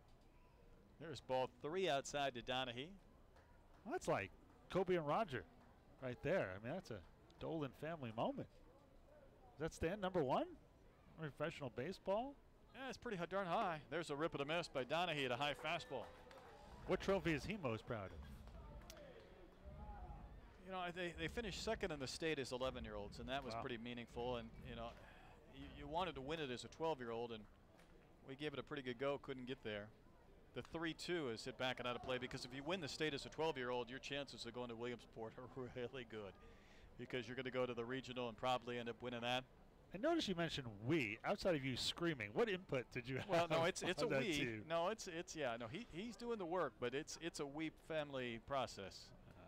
Which if I asked him, he would think differently. He might, but you weren't coaching. Here's a payoff, foul back. Screaming as a parent on the sideline. The ump's really not part of the team getting to the next level. Well, I use that terminology a lot. I said we got to get that foot down. We've got to recognize that pitch earlier because it's there's a lot of give and take. There's a lot of conversation. I figure if he only retains 20%, then that's fine. But I'm going to throw it out there. He's trying to block out 80%. Well, he does. He does have those headphones. Here's a 3-2 pitch lifted high in the air to right field. The winds have died down. Benson drifting into the corner. He's in fair territory, and he'll make the catch to end the inning. So Blevins works around to lead off double. Maintains this 4-run lead halfway done. Skeeters up 5-1.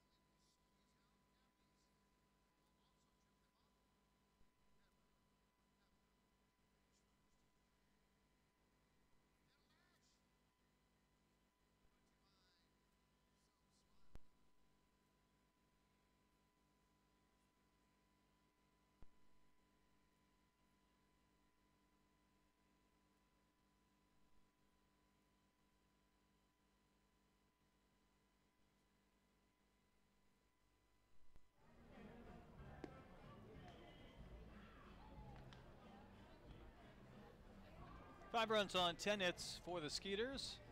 1 run on 6 hits for the Patriots as this game moves into the bottom of the 5th inning. Starters remain in for both teams.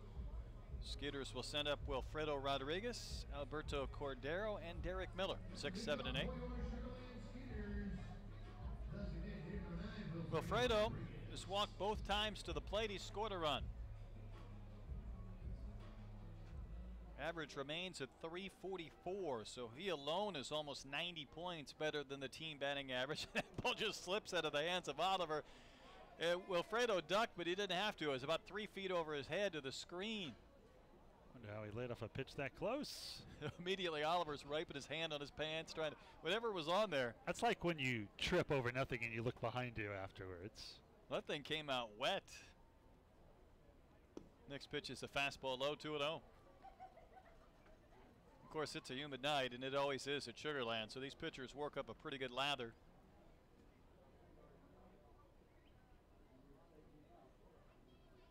Here's the 2-0, lifted high in the air, right center field, well struck, but this ball will carry towards the track where Marrero is there to make the catch in front of the Somerset bullpen for out number 1. Some guys, just perspire more than others, and let's face it, outdoors, Sugarland this summer, you can get some warm days. I'm sure the catchers, speaking of which, here's Cordero stepping to the plate, may have days where they lose 10, 12 pounds. Brian McCann, if you ever see him on television, is a sweater, and I mean he's just dripping. It's almost to the point where you don't want to watch it. They were in Detroit this weekend, and it was a little bit warm, but not bad. Of course, Michigan in the summer. Ball lifted high in the air to left field. Rakusin coming in now stops and moves back to his left and makes the catch for out number 2. Took off his helmet, and he went to put it back on, and they had a close-up on him. As he put it back on, it was like it was filled with water, and it just dripped all the way down his face, off his beard. I kind of went, ew.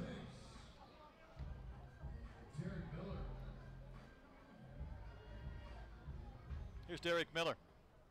He has doubled, he has singled, he snagged in a run, and scored a run. Skeeters have not gone down in order yet, in danger of doing so here. 5 in a row have been set down by Oliver, whose pitch misses in for a ball. So even though it's the Skeeters up 5-1, there's activity going in the Sugarland bullpen, but Oliver has quieted things down in the Somerset pen. Good pitch for a strike at the knees to Derek, and it's 1-1.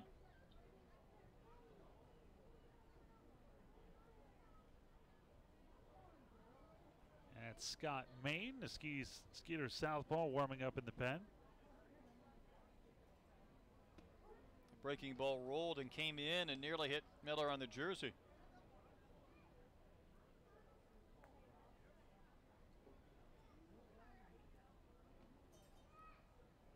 Here's a 2-1.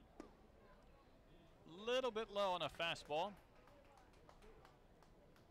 Count in Miller's favor, 3 balls and a strike, with Dickie Thon waiting on deck here in the bottom of the 5th inning. 3-1 pitch, hit high in the air to center, but playable for Pacioli. He'll reach up and make the catch with one hand, and every outfielder recorded a put out this inning. 1, 2, 3 and done of the Skeeters. We go to the 6th. 5-1 Sugarland.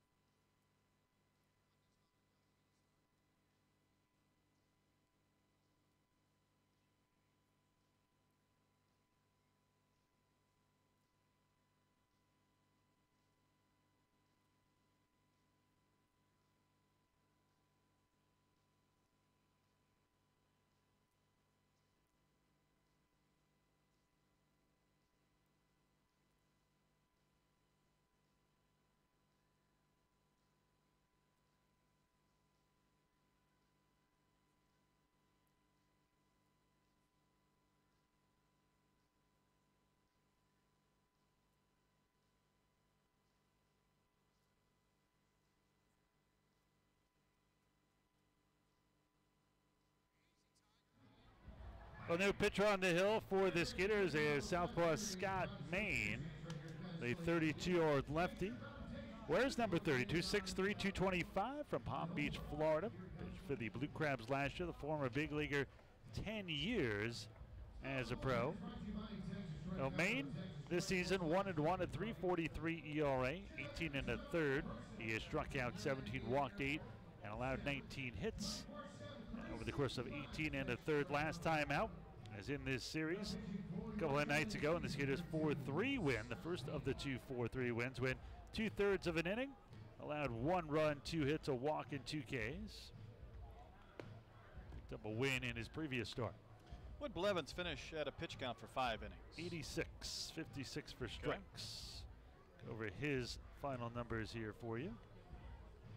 Now Blevins tonight goes 5 innings, 6 hits, 1 run earned, no walks, 4 Ks. So right after that first inning run, he was really spectacular. Yeah, leadoff double ended up resulting in a run, and that was it. I think Gary Eddy made the right move by taking him out. He had some rough outings. You mentioned he hasn't gotten a win since June. You know, he had pitched 5 innings of 1-run ball. You want to take him out on a good note rather than maybe leave him in that 1 inning too long. Well, this is the heart of the lineup third time through, and here's Roller, who's 0 for 2. Left on left here, and there's a swing and a foul into the glove of Cordero.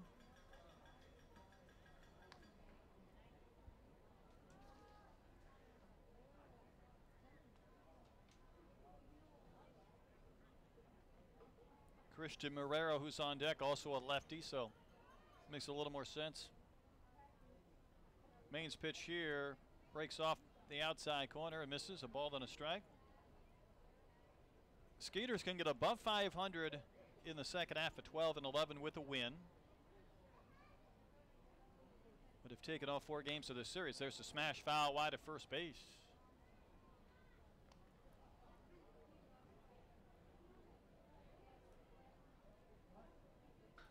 Joe Benson will retrieve and flip it up on the concourse where the ball goes bouncing around near the bounce houses, and the kids chase.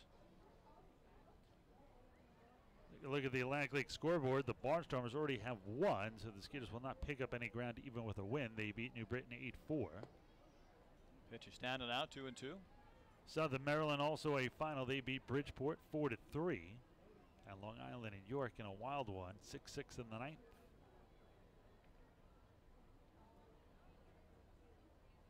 To the Roller, big breaking curve, and it looked like it snapped in, but John Sevier didn't give it to him.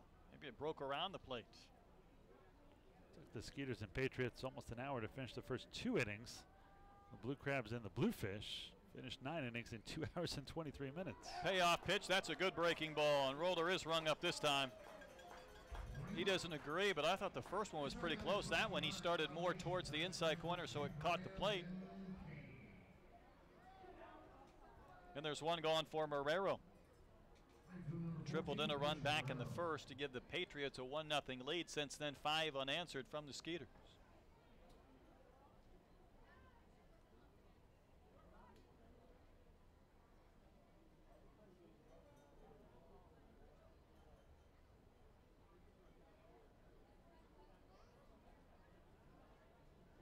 Main comes set at the belt away from the body. There's a crack bat, 1 hopper to the second baseman, Thon backpedaling to the outfield grass. He straightens and he throws out Marrero. Angled back to take that on 1 hard bounce and then threw out Marrero. Good play.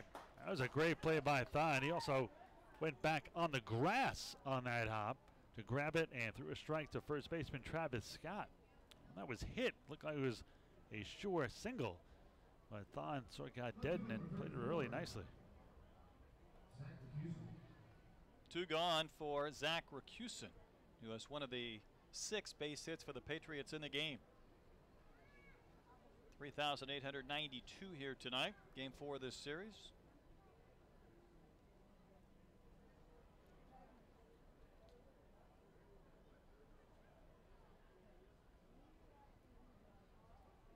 Right-handed batter now, and Main's pitch drops low and in.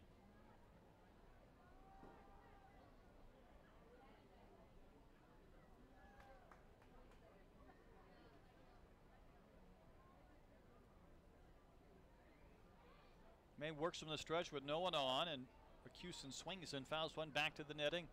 And it's a ball and a strike with the bases empty and 2 gone here in the 6th.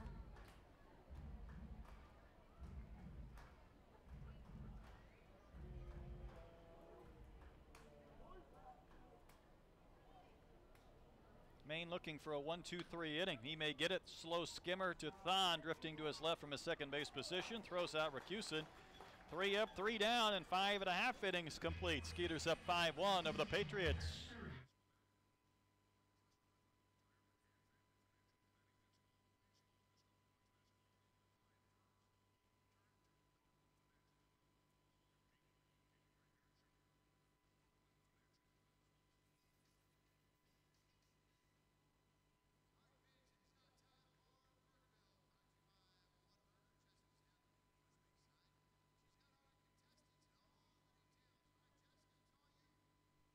Thanks, Shane. Yes, we have 4 burger buns making their way onto the field. All right, the bottom bun's going to run first down to the Whataburger sign, lay on their back. Then their partner's going to pile their burger high with all the fixins. Once you put all the toppings on top, jump on top to build that burger, and that team is going to be our winner.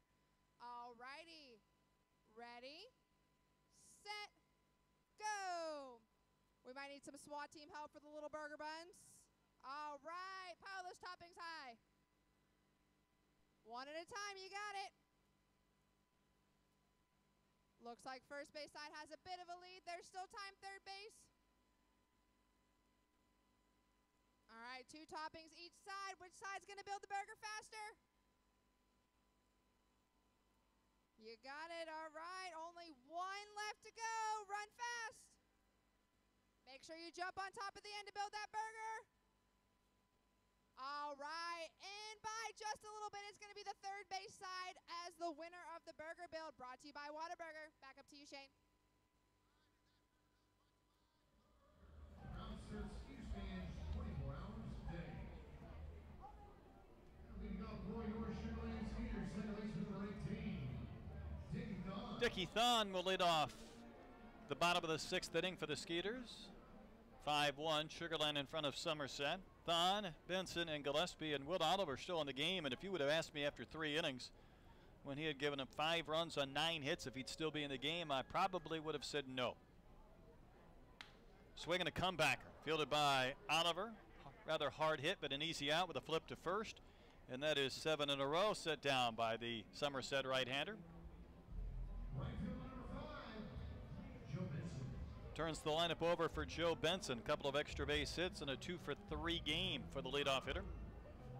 96 pitches now here for Oliver.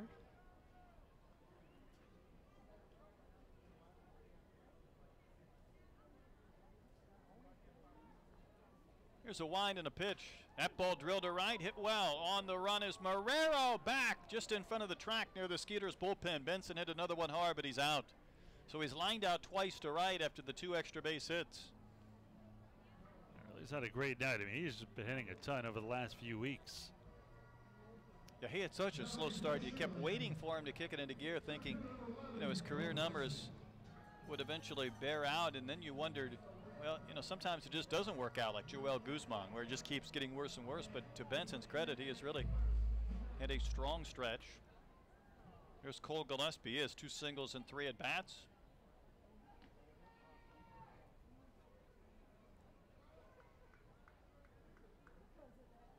So Oliver is going to try and finish on a positive note here if he can get Gillespie, and he throws a strike over the inside corner.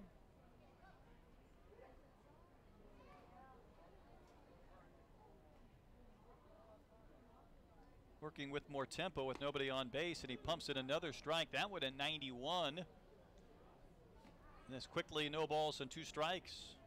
Trey Haley starts to loosen in the Skeeters pen. Donahue sets the target over the outside corner. The curve left up and in, but Gillespie chased, angry that he offered at strike 3, and the Skeeters are done in the 6th. To the 7th we go, 5-1 Sugarland.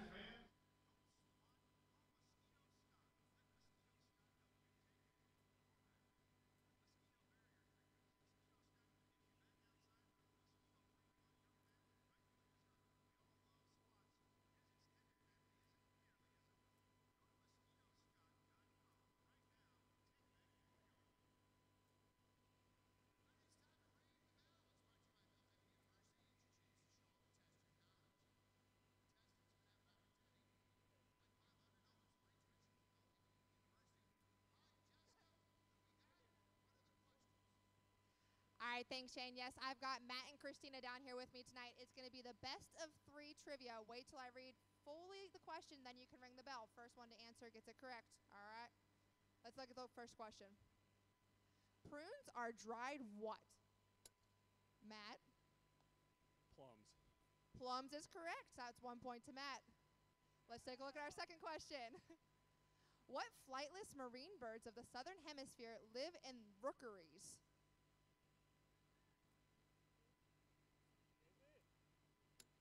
Matt, what do you think? Raven?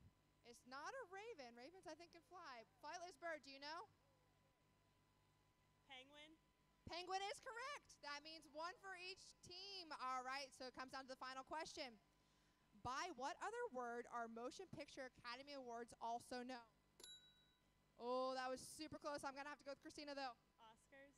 Oscar is correct. That means you're going to be the winner of Ring the Bell. You win a free T-shirt. Back up to you, Shane.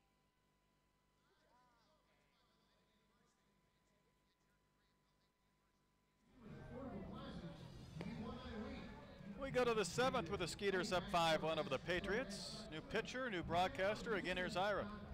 Thanks, Brett. Third pitcher of the night for Sugar Land. Bobby Blevin started this one. He went 5 in line for the win. Scott Main, the South by now. Trey Haley. Haley having a good year, 1-1, a 2.40 ERA. This will be his 34th appearance. 33 2/3. He has struck out 29 but walked 21 and allowed 29 hits. Last time out in this series in Game 1 in the Skeeters 7-1 win here over Somerset. He went 2 innings, allowed 1 run. It was not earned, however. No hits, no walks, and struck out 3. Well, Haley will take over here. The Nacogdoches, Texas native, number 26, 6'4", 215. Been as high as AAA, 9 years as a pro. Well, here in the top of the 7th, he will face 6, 7, and 8. Justin Pacioli, Alfredo Rodriguez, and Scott Kelly here. Former second-round pick is Haley. That was by the Indians back in 2008. Career numbers coming into the season, 22 and 35 with a 4.76 ERA. Last year spent time in Double-A in Altoona. He was 2 and 5 with a 5.50 ERA. Skeeters up by 4-5-1 here. Skeeters 5 runs on 10 hits. Somerset 1 run on 6. In steps all-star center fielder Justin Pacioli. Pacioli was robbed on a great play by Kevin Aarons at third. Singled his last time up. He's 1 for 2. Time for third in the league with 28 steals. Also third in the league with a .405 on-base percentage. A little bit of a crouch from the right side in an open stance for Pacioli. First pitch is low and in. 1 ball and no strikes to count.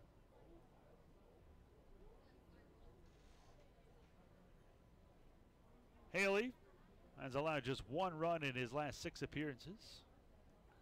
The 1-0. Fastball strike at the knees. 1 ball and 1 strike to count. That went 92 miles an hour.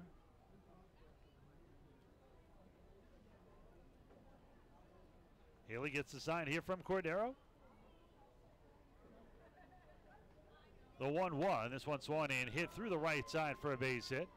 A piece of hitting by Pacioli. Goes the other way with authority. 1 on, none out here for Alfredo Rodriguez.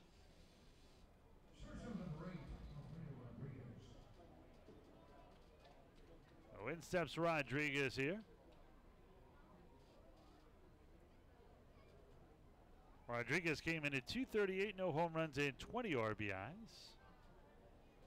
Again, the Skeeters up by 4, 5-1 here in the top of the 7th.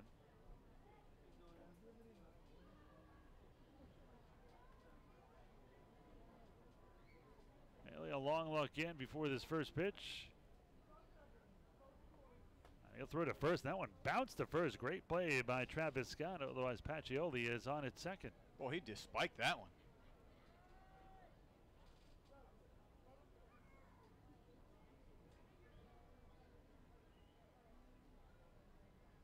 Haley still not ready to deliver the pitch here. And he doesn't seem to be on track here to start. The umpire had to get his attention for a new baseball.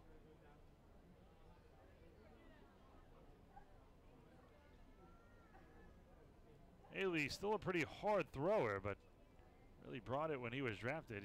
Reached triple digits at times. This one through the right side again for a base hit. And you wonder if Somerset has noticed something here to start the 7th. Both Pacioli and Rodriguez went the other way in the same spot. Exact same spot. Second baseman number 2. Well, Haley also features a good curveball, slider, and a changeup as well. Oh, he has a tendency to overthrow a little bit. So 2 on, 1 out here. Haley, a great competitor, really a smart pitcher. See if we can get out of this one. First and second, nobody out. Skeeters up by 4, 5-1 here in the top of the 7th.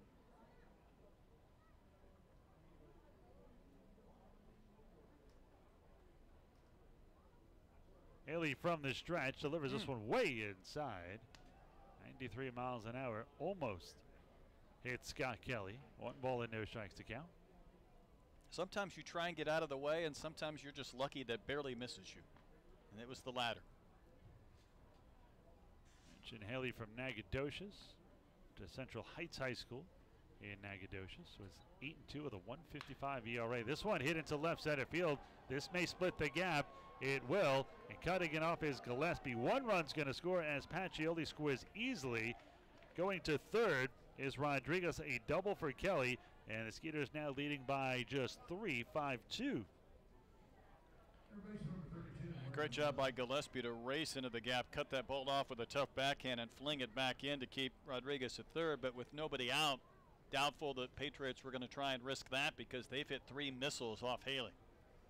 Wow, base hit makes this a 1-run game. In steps Mark Minikazi, who has struck out and grounded out. He's 0 for 2. Skeeters will play the infield back. And here comes Skeeters pitching coach, Rafi Montalva. While Rafi tries to settle down his pitcher, I want to tell you about August 20th. Be sure to be at Constellation Field that day. The first 2,000 fans will receive a free Skeeters duffel bag. Gates open at 5 p.m. and the game starts at 6:05 to get your tickets. Call 281-240-HITS or log on to SugarlandSkeeters.com. Skeeters are up 5-1 here. Haley is not helping this cause. He is still not recorded an out. 1 already in. Runners on second and third. 5-2. The Skeeters in front.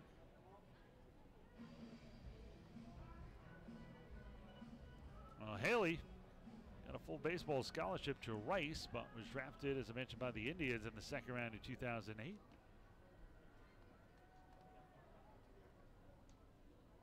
Well, in steps the number 9 hitter, the right-hander hitting third baseman Mark Minikazi.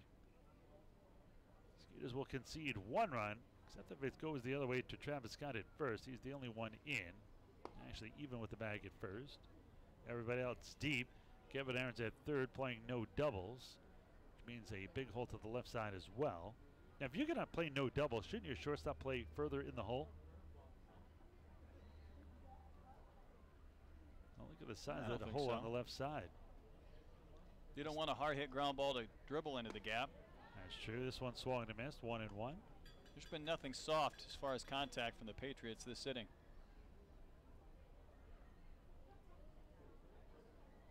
Five runs on 10 hits for the Skeeters, but Patriots have 2 runs on 9. The 1-1.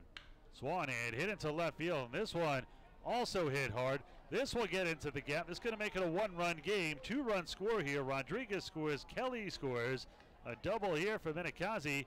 And the Skeeters now leading only by 1, 5-4. So back-to-back doubles that made this a close one. 4 straight hits to start the 7th.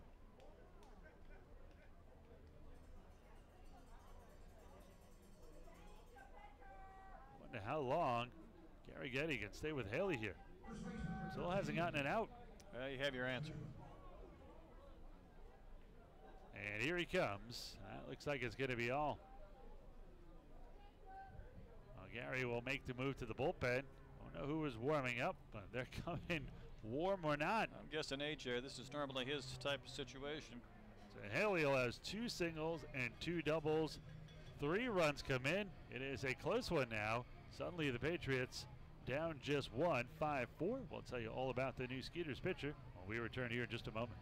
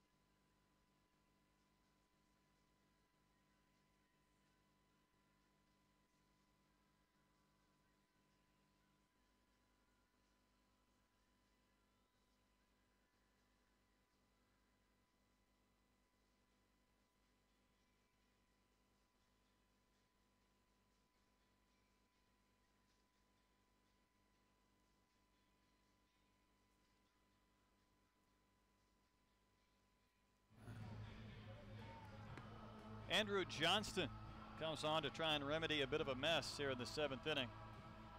Usually comes into these high leverage situations. This is 40th appearance. 0-2 with a 5.24 ERA. 34 and a third innings of work. The league hitting .286 against him. AJ has a reputation for being a little bit of a magician, getting out of some tough jams. Runner at second, which is the tying run. Still nobody out here. Top of the order as well, so he will start off with a lefty. In fact, 3 of the next 4 lefties. Kind of surprised they didn't go to Dustin Richardson here. Carlos Guzman, the left-hand hitting first baseman and all-star, will step in. He's 1 for 3. He has doubled, scored a run, flied out, and grounded out. Skeeters leading just 5-1. They led 5-1 coming in. Now just in front, 5-4. AJ spins towards second, no throw. Guzman came in 249, 3 home runs and 41 RBIs. AJ, great fastball, slider, really his best pitch, a splitter. First pitch here is swung and chopped to the right side. This will get the runner to third. Slow roller, Travis Scott picks it up. First baseman will touch the bag, and there's 1 away. But now the tying run 90 feet away with only 1 away. Runs up Adam Donahue. So a strikeout candidate. Skeeters will bring the infield in here. He has struck out twice and flied out to right. Well, the catcher 0 for 3. And not great speed, so if he can just knock the ball down, have a chance to not only keep the runner at third, but throw him out. The turning point in this game. Skeeters up 5-4 here in the 7th. Runner at third and only 1 away. This one misses high and outside. 1 ball and no strikes to count here to Donahue. AJ gets the sign here from Cordero. Albert will set up away. This one got a little too much of the plate. Catches him at the knees, 1-1, however. So 1 ball, 1 strike, 1 out. Skeeters up by just 1 now, 5-4. After the Patriots have rallied for 3 runs here in the top of the 7th. The 1-1. This one low, 2 balls and a strike here. Now, if you're AJ, Brett, are you careful that if you have to walk him, you will? I go after him here. Roller on deck scares me. The 2-1 here to Donahue. Swan and a bullet towards third, and it gets past Kevin Aarons. Had it in his glove. It kicked off to his right, and we have a tie game, 5-5. As a bullet, we'll see if they score that a hit or an error. Aaron's usually sure-handed. It's too bad, because that's an easy out at first. Runner holds. Easy out if he secures it, I should say, because he was going to have all kinds of time with Donahue running. See how they score that one.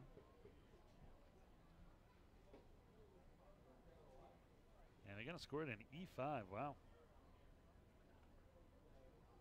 So no RBI for Donahue.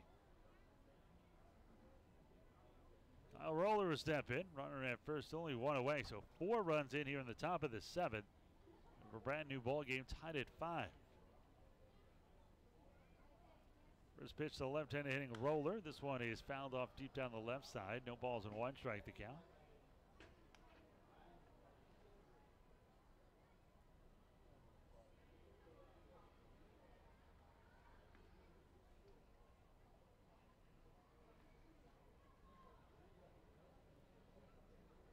Both teams now with 10 hits as well. The 0-1. This one is inside. 1 ball, 1 strike, 1 out, 1 on. Again, 4 runs in here in the top of the 7th. We are tied at 5.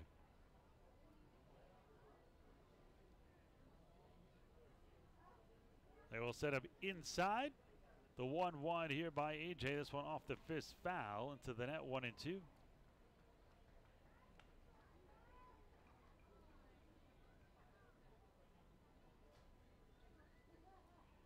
Game 5 tomorrow. That'll be Sean Gleason for the Skeeters. The right-hander will face southpaw Mike Antonini.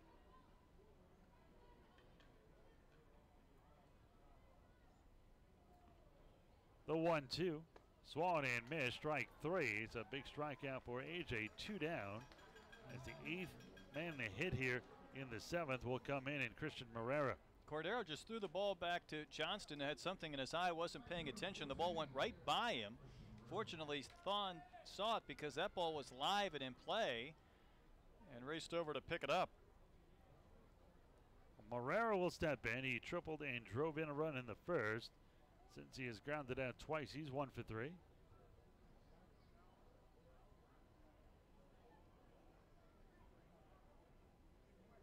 Third lefty in the last 4 batters. Open stance from the left side for the right fielder. First pitch by Andrew Johnston. This one misses inside, 1-0. Marrero came in at .311, 3 home runs and 21 RBIs.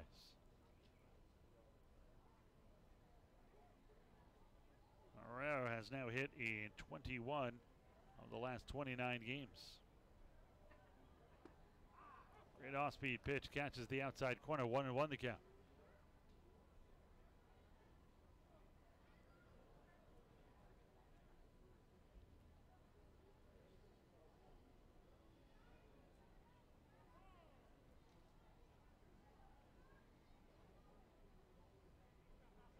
The scoreboard and the official scoring, not the same here. Might not have been scored an error on Aaron's. Let's see here. Oh, it was. It is not showing up. This one is hit into right field. That's a base hit. Now almost gets past Benson. That little flinch in him getting it allows the runner, Donahue, to get all the way around to third. Yep, otherwise he's going to stop at second, so that'll probably be the second error of the inning.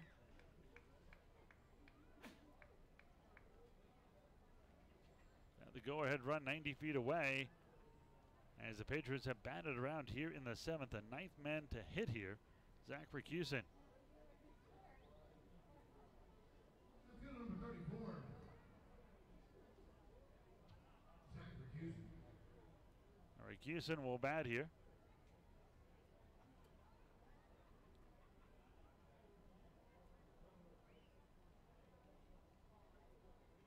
Two outs, 2 on. 4 runs in here in the 7th. Tied at 5. They did give an error on Benson to allow the runner to get to third. This one misses low and away. 1 ball and no strikes to count.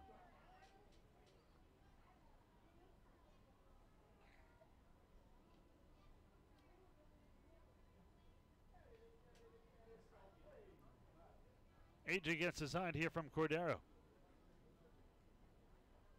This one Swanee hit towards second. Thon has it. And Dickie Thon will throw out the runner 4-3 in the putout. And that will mercifully do it, but not before. Somerset gets 4 runs on 4 hits, 2 errors, and 1 man left on base. 7th inning stretch time. Get your peanuts and Cracker Jacks. I do care if you never come back. Brand new ball game, 5 apiece.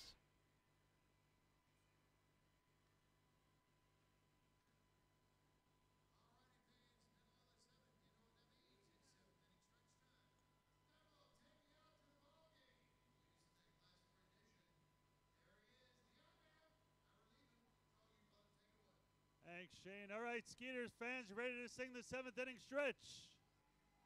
All right, on 3, 1, 2, 3. Take me out to the ball game. Take me out with the crowd. Buy me some peanuts and Cracker Jacks. I don't care if I ever get back, so just root for the Skeeters. If they don't win, it's a shame. Sing it with me, for it's 1, 2, 3 strikes, you're out at the old ball game. Let's go, Skeeters!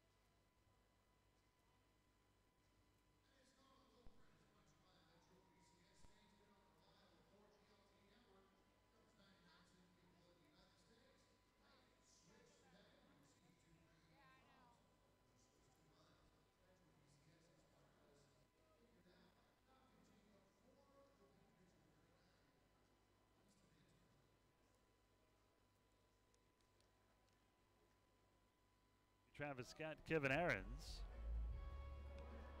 Antolin making his 4th appearance. No record, no ERA. 3 2/3, 5 strikeouts, no walks, 2 hits. Faced the Skeeters in the 4-3 loss 2 nights ago when 1 inning allowed 1 hit, no walks, no Ks. 4 runs in the top half of this inning has tied it at 5-5. Skeeters will try to retake the lead here as Anthony Jansanti will try to lead it off for the Skeeters. On the right foot, he has singled at a sac fly RBI and popped out. First pitch here is a strike on the outside corner. No balls and 1 strike to count. Jansanti came in hitting .282, 4 home runs and 32 RBIs. The 0-1, this one fouled off to the right side. No balls and 2 strikes to count. Looks like Scott Kelly is at third base. There's a new second baseman. Just a handful of changes. Trap at second. 5 runs on 10 hits for the Skeeters, 5 runs on 11 for the Patriots. A pair of errors for Sugar Land, none for the Patriots. This one a little humpback line drive to short. So 1 shortstop to another. There's 1 away. Travis Scott will step in. He is 1 for 3 with an RBI single. He's also flied out and grounded out.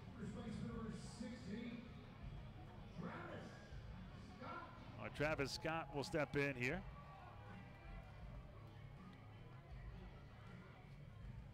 So Justin Trapp at second. Dustin Antolin on the mound. Dustin and a Justin.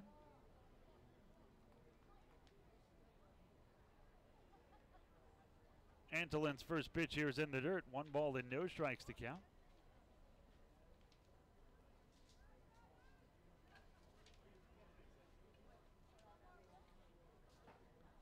Antolin gets the side here from Donahue. The 1-0.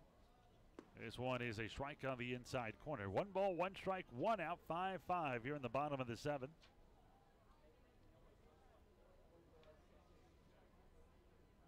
Antolin, 31 years old, a former 18th round pick of the Mets in 2007 out of Georgia College and State University. This one is hit down the left field line. It is deep and it is a fair ball. That'll be a double here for Travis Scott. The Skeeters have the go-ahead run in scoring position. Well, that ball was in the air forever, but Racusin was way over in the gap and didn't have a chance to get there. Kevin Aarons will step in. Aarons' error led to the tying run. See if Kevin can make up for it with a base hit here. That's good teamwork. Trapp picked up the shin guards and the batting gloves of Travis Scott, and he took him halfway to Guzman, the first baseman, and then took him to Big Mike at the first baseline. That's quite a relay. Big hole on the right side with Trapp trying to keep Scott close. This one is a little bit low. 1 ball and no strikes to count here.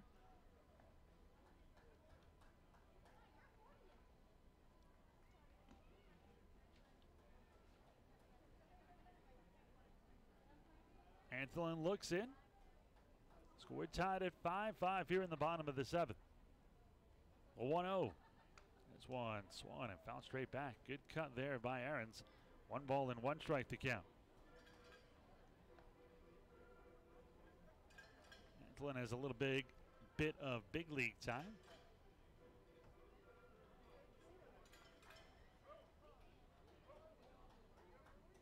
Certainly not in a hurry. He has a very slow pace.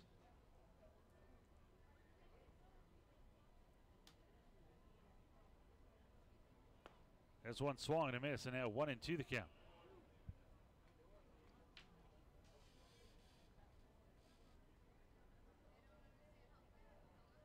Antolin picked by the Blue Jays right out of high school.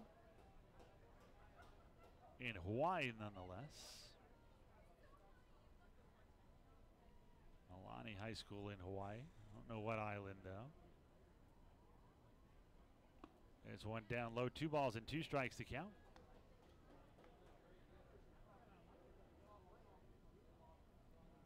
In the minors for 8 seasons before getting his call up to the big leagues.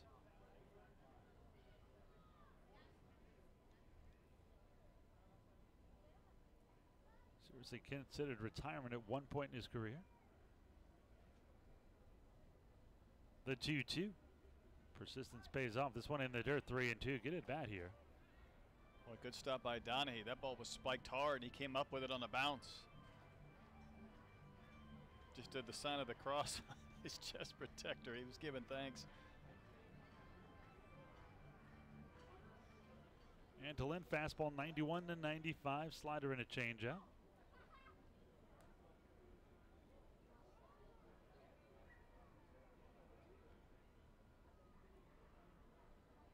Pitchers here tonight have not had a good pace on either side. The 3-2 broken bat popped up. Little blueprint to short left center. Rodriguez is there, and the shortstop hauls it in for out number 2. Bad break for Aaron's there. Boy, the barrel almost ended up on the grass and left.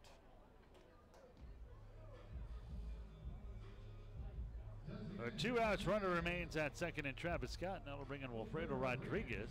That's some bad wood. Rodriguez been on base twice, both via the walk.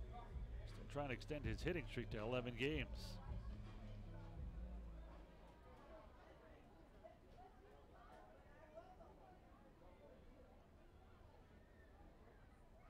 Well, in steps Wilfredo, who came in batting .349, 2 home runs and 15 RBIs.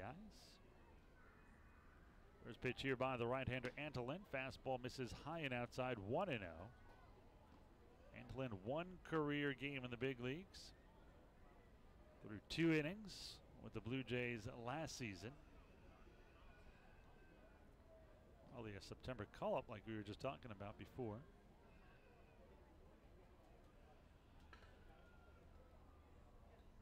So mostly there at Syracuse, where it's 2-4 with a 6.30 ERA. This one through the wickets of Donahue. Now to get Travis Scott down the third. Should have been stopped. Will probably be called a wild pitch, but be a pretty good argument for a pass ball. It was in the dirt, but should have been stopped.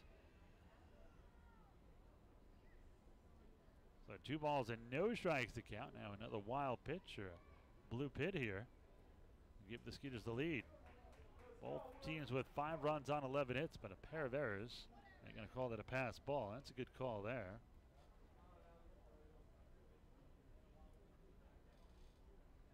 14 pitches for Antolin, 8 for strikes, 6 for balls. Play set up low and away here on Rodriguez. Goes the other way well. This one a strike on the outside corner. 2-1 the count.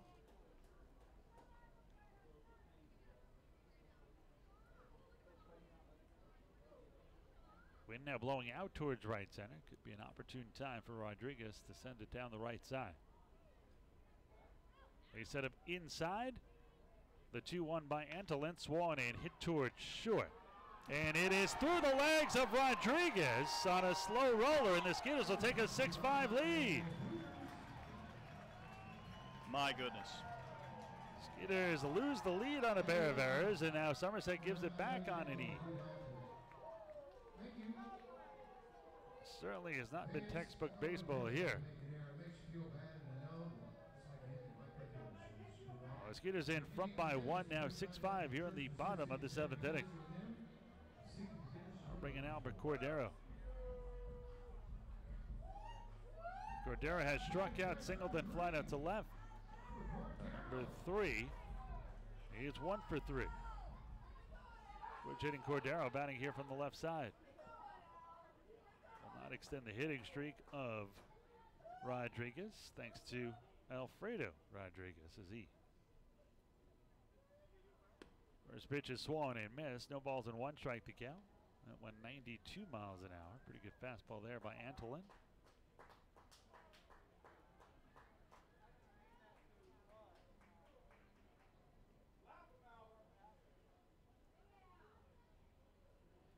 The right-hander ready to deal as they set up inside in the 0-1. This one swung in off the mask of Donnie. Goes back to the screen. No balls and 2 strikes to count. Busy year last year for Antolin. Imagine he got to the big leagues. Spent most of the year in AAA Toronto. Played in the Venezuelan Winter League. Well-traveled guy. No balls and 2 strikes to Kim. They set up away here. And a delayed steal by Rodriguez. He's going to swipe second. Heads up by Wilfredo. He just kept skipping and drifting, and Antolin never paid a lick of attention to him. Well, I'm going to give him a stolen base. Close game. Wow, this gives with a hit here. Get a little insurance.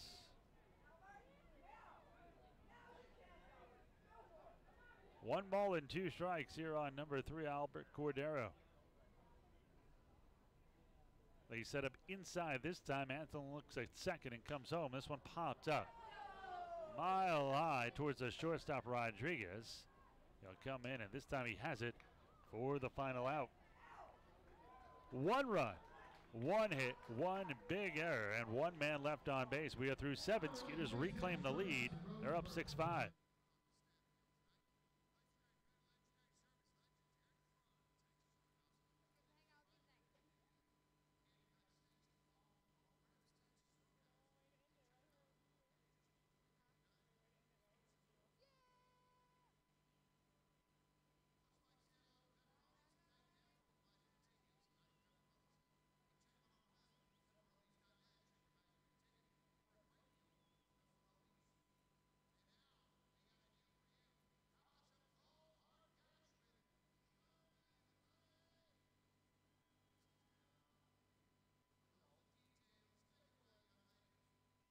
Thanks, Shane. Yes, I have $150 in my hands tonight for a lucky season ticket holder out there. Let's see where we're going. All righty. I'm going to go this way again. I'm not even going to say section 9. Sorry, guys. We're going to go that way. I see you. I see you. I wish. I'm going to section 8, though. Row. Just kidding. E. Seat. 8. Nobody here. $200 tomorrow night.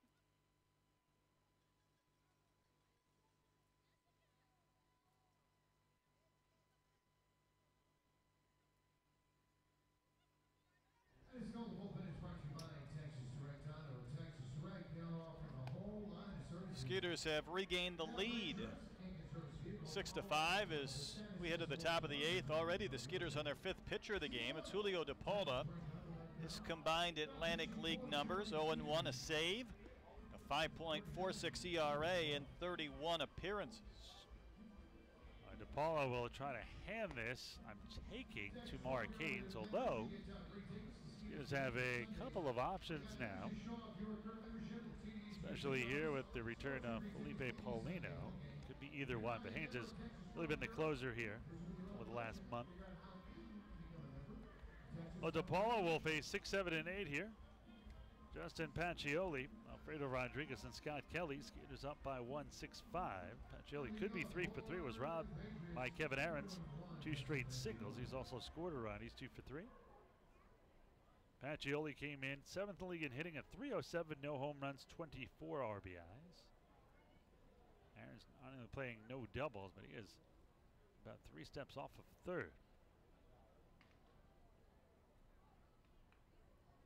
First pitch here is a little bit high and tight. 1 ball and no strikes to count. Pacioli has speed, so Scott in at first, as well as Aarons near 3rd. They're both about even with the bag.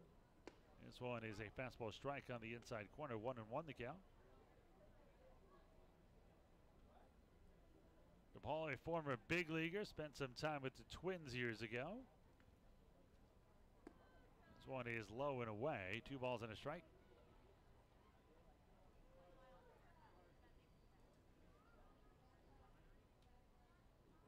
Six runs on 11 hits for Sugar Land. 5 runs on 11 hits for Somerset.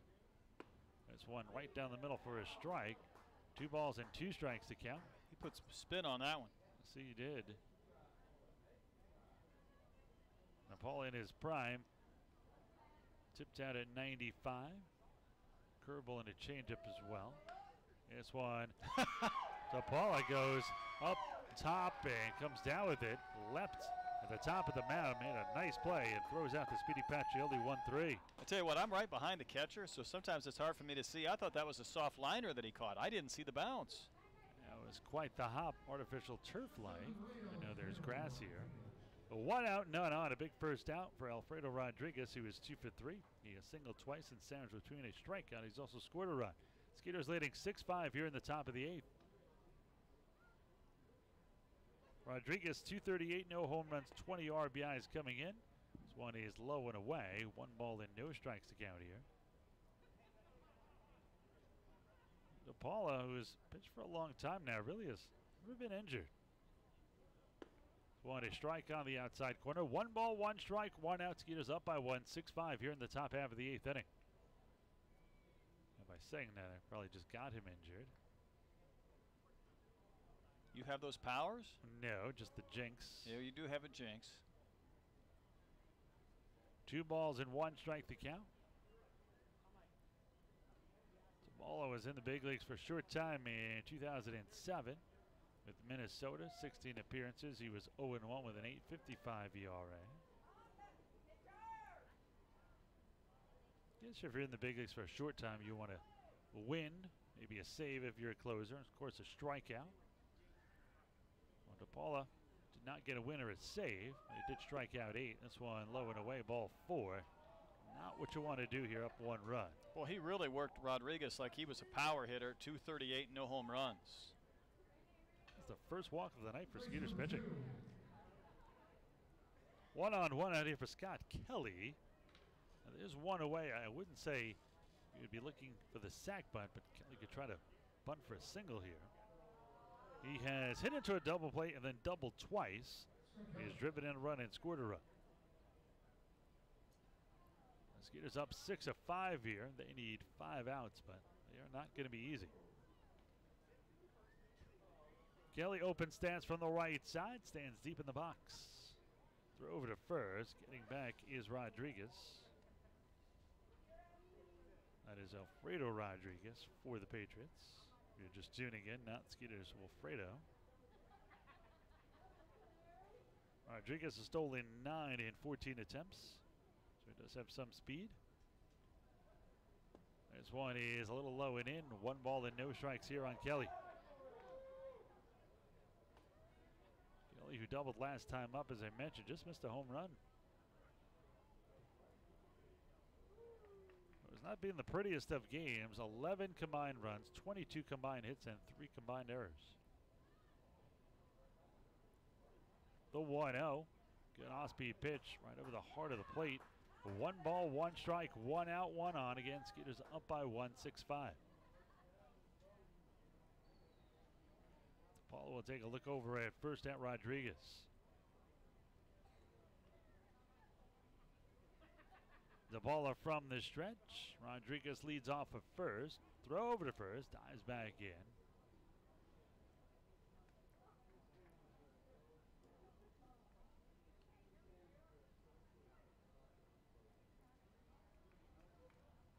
I don't know what happened to the pace of play, but it is gone. It has not been here tonight at all. We're going to have a funeral for the pace of play rules. The 1-1. Like the Carlos Beltran glove. Yeah, well, that was needed the next day. I think we're truly going to bury these.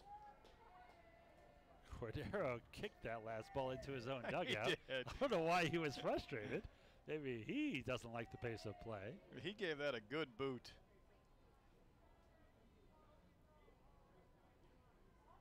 Now 1 ball, 2 strikes, 1 out, 1 on. Skeeters up 6-5. The 1-2. Check swing low and away, 2-2.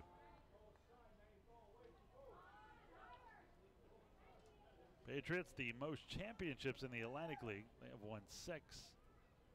These 2 teams have won the last 2. Skeeters last year, the Patriots the year before. They set up inside here on Kelly. The 2-2 here by DePaula. Swan, a hit towards short. This could be 2. They go to second for 1. They're really to first in time. Nicely turned. The 6-4-3 DP. And that'll do it. No runs. No hits, no errors, and nobody left on base. Middle of the 8th, Skeeters up 6-5.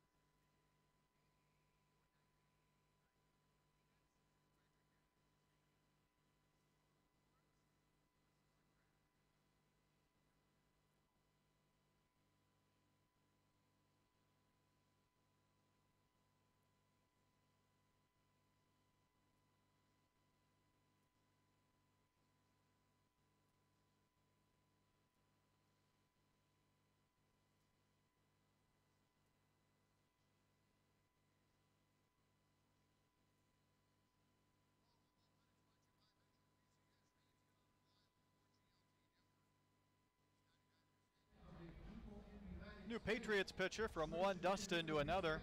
Dustin Mollican on for the 10th time. 2 and 1 a save, a 3.12 earned run average.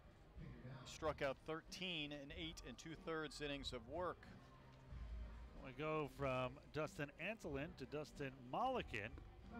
Mollican, a Canadian from Saskatchewan. And he is one of 6 players in Major League Baseball history to come from Saskatchewan. Of course, most noted for hockey, that region of Canada. And he's the first since Terry Poole in 1991.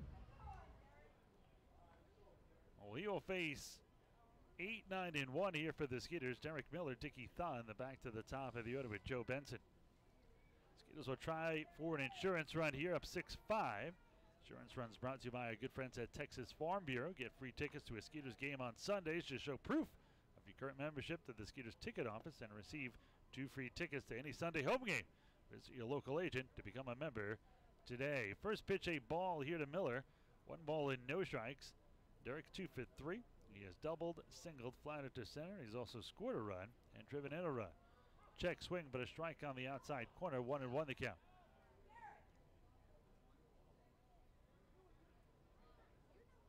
Mollican's uncle coached the NHL Chicago Blackhawks in the late 90s. Gave Dustin the nickname Probert after NHL enforcer Bob Probert. 2 balls and 1 strike to count. Dustin pitched for the Canadian national baseball team in the World Cup, but won the bronze medal in Italy. Also pitched for the gold medal winning team in the Pan Am Games in 2011. 3 balls and a strike here to Miller. 2012, he played in Japan for the Nippon Ham Fighters. They don't have as many pigs as I would. No. They just want to strike on the outside corner, 3-2.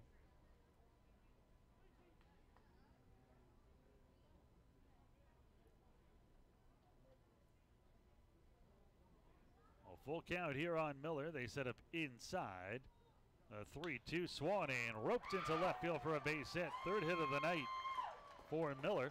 The Skeeters have their speedy man on first.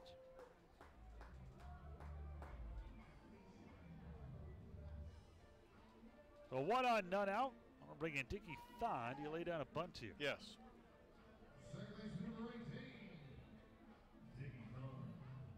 Thon will bat here.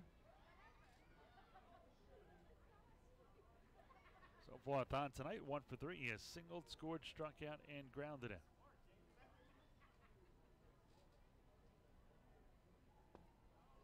And does square to bunt, but takes it low for a ball, 1-0.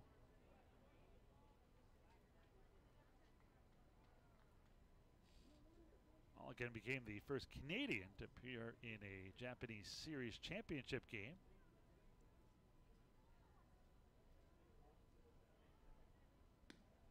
This one is low and away. It was 50,000 people in the Tokyo Dome. Said it was quite the experience. Bet it was. Also pitched in Game 5 of the series.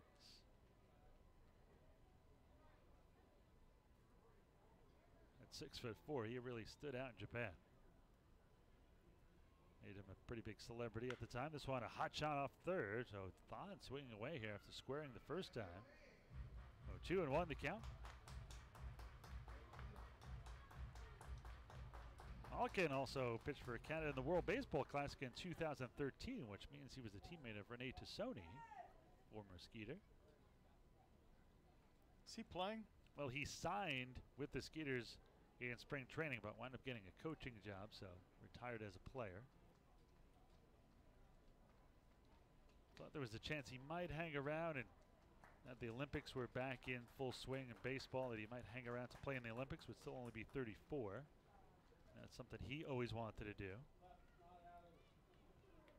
I mentioned it on the air, and his mom said, yep, that's what we want.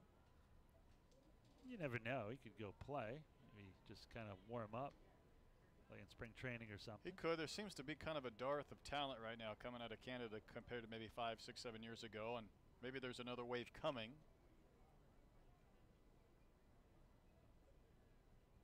Mulligan, eventually picked up by the Tigers last year, became part of the bullpen for Brad Osmus. 3 balls and 1 strike the count here to Dickie Thon.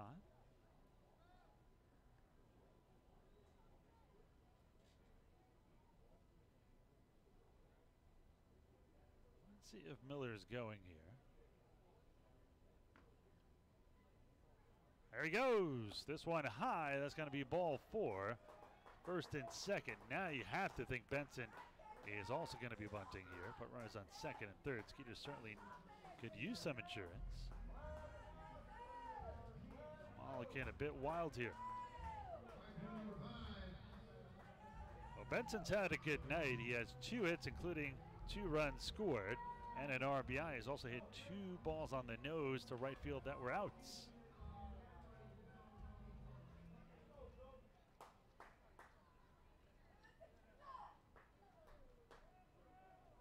It's always cool kind of have things work out. Mentioned Mulligan, a Canadian, while in the Tigers bullpen.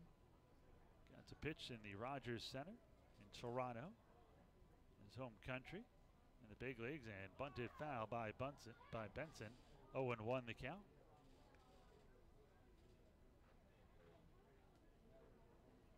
So no balls and 1 strike the count here.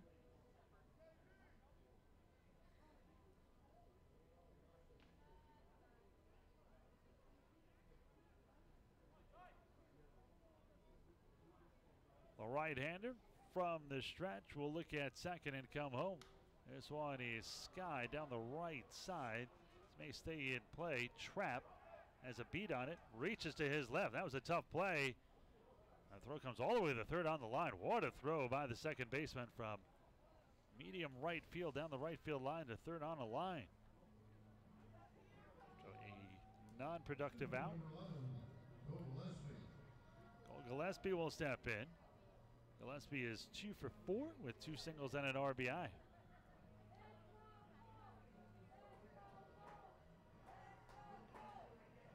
Let's see if Cole can give the Skeeters an insurance run here.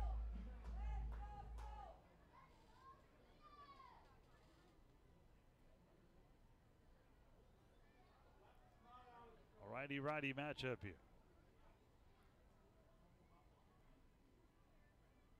First pitch here to Gillespie from the right-hander. Big swing and a miss. 92 miles an hour.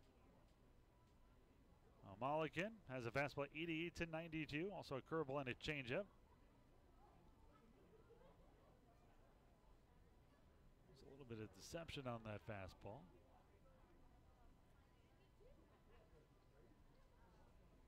This one is fouled back to the screen. No balls and 2 strikes.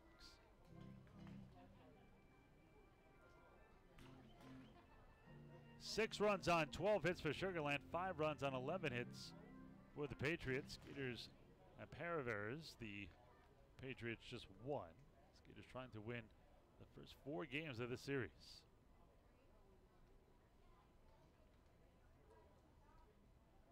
Skeeters played the Patriots well in the first half last year, but not so well in the second half. And luckily, they did not have to face them in the championship round. They were up 2-0 on the Ducks, but lost the last 3, and the Skeeters beat Long Island for the championship, sweeping them in 3 straight. Skeeters' history against this team, not good. Lifetime, they are 58-75. The 3 wins here, they have tied the season series at 8-8. No balls and 2 strikes to count.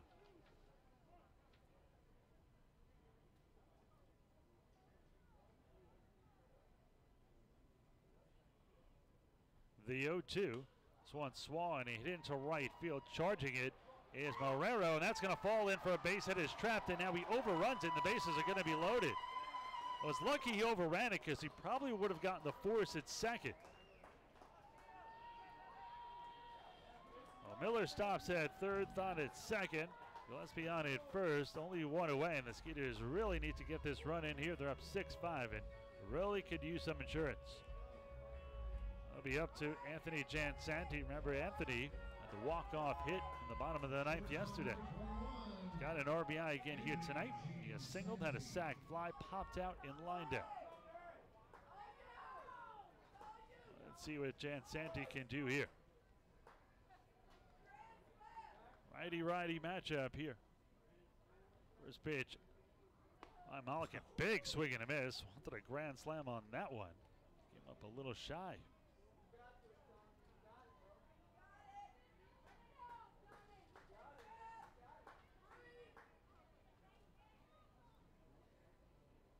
Jansanti 1 for 5 with the bases loaded this season. But he has 4 RBIs. This one is swung and missed. No balls and 2 strikes. Travis Scott on deck. He's 2 for 4. He's driven in a run. Jansanti now with 33 RBIs, including his sac fly tonight. He set up away, the 0-2. Swung on, popped out. Only going to make the seats on the right side.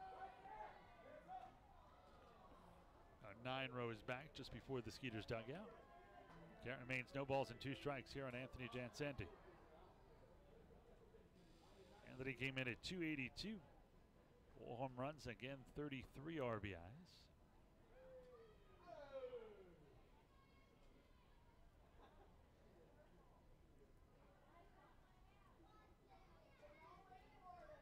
A long inning here for Mulligan.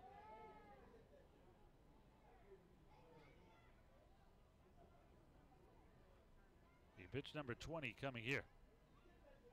This one is hit over the head of second baseman Justin Trapp. This should get 2. Miller scores easily. They're going to hold Thon.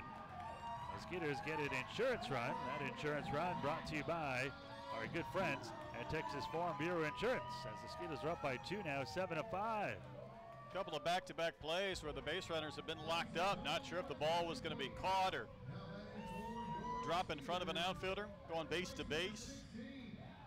The base is still loaded as the Skeeters have a chance for a knockout blow here in the 8th. Travis Scott, a single, a double, a run scored, an RBI. He's 2 for 4. Tied with Kevin Aarons for the team lead at 45 and can take sole possession of that team lead with a sac flyer a hit here. They set up inside. First pitch here, foul tipped into the mitt of Adam Donahue. No balls and 1 strike to count.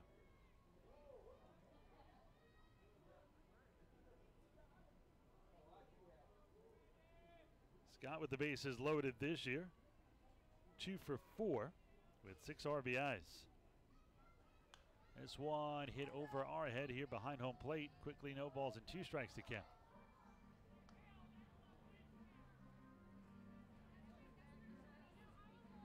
Is with 14 hits, their season high 18. That was in a win on May 31st in Long Island. A 13-1 victory.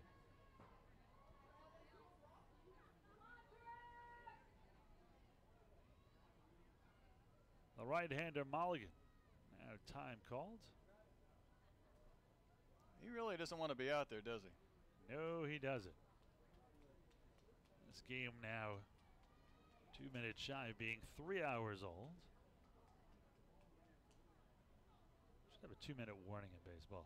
This one hit high in the air to right field. This should be deep enough. Fourth on to tag. And bring it down as the right fielder Marrero. The throw will come home late. And the Skeeters now get a little bit more of a cushion. They're up 8-5. The second RBI of the night for Scott.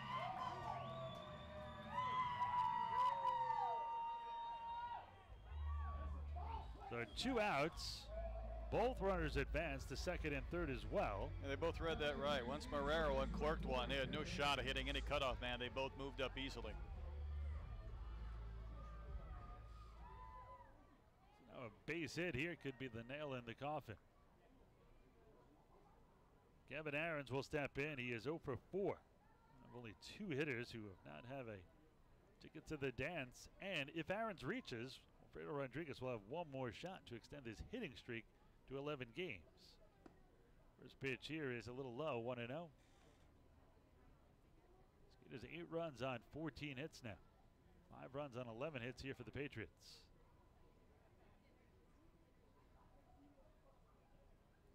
The 1-0, swung and foul back into the net in front of us, 1-1.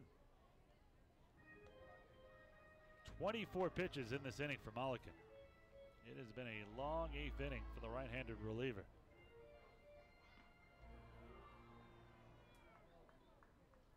Second baseman Trapp on the grass. Now he moves in a few steps. Swung a bullet hit into left field. Charging it is Rakusin. He's going to bring down the liner for the final out. But the Skeeters send 7 men to the plate. They get 4 runs on 4 hits.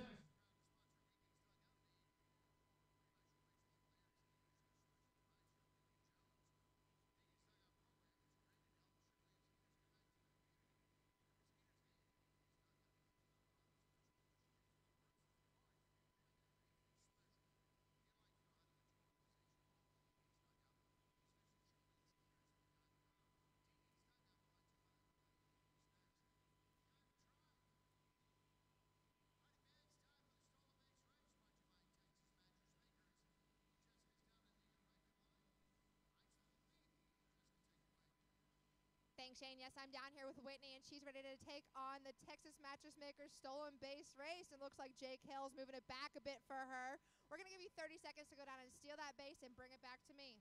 All right, let's put the countdown up on the board, please. 3, 2, 1, go. She's running nice and fast. Go ahead, pick that base up. No interference, guys. No interference. She's got to bring it all the way back.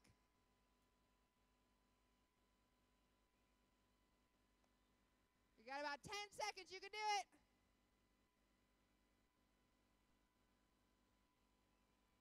With a few seconds to spare, you're going to be our winner. Congratulations. We're going to send it back up to you, Shane.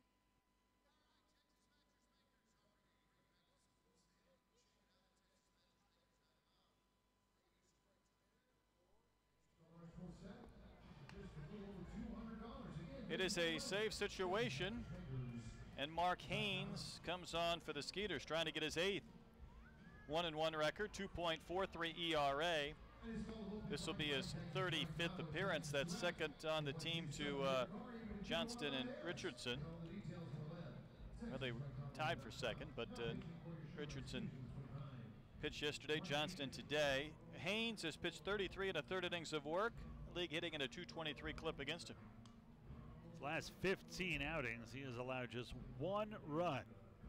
One of the reasons he has taken control of the closer role. Trying to close it out here. He's up 3. He needs just 3 outs. It'll be 9-1-2. Mark Menikazi, then back to the top of the order with Carlos Guzman and Adam Donahue. Menikazi is 1 for 3. He has struck out, grounded out, doubled, and driven in a run. This is Trapp, who came into play second, not Menikazi. First pitch here, a strike. Good off-speed pitch here by Haynes.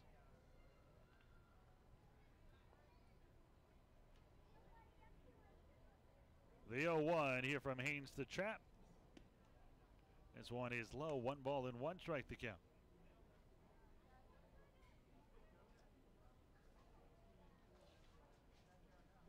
To the numbers on Trap, 133 in 7 games, no home runs, 2 RBIs.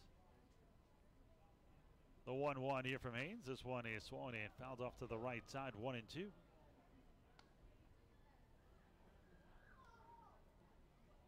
Haynes, a Rice product, so a Sugar Land native. Joined the Skeeters at the end of last year, but was not on the postseason roster. The 1-2 from the right-hander way inside, almost hit Trap. 2 balls and 2 strikes to count.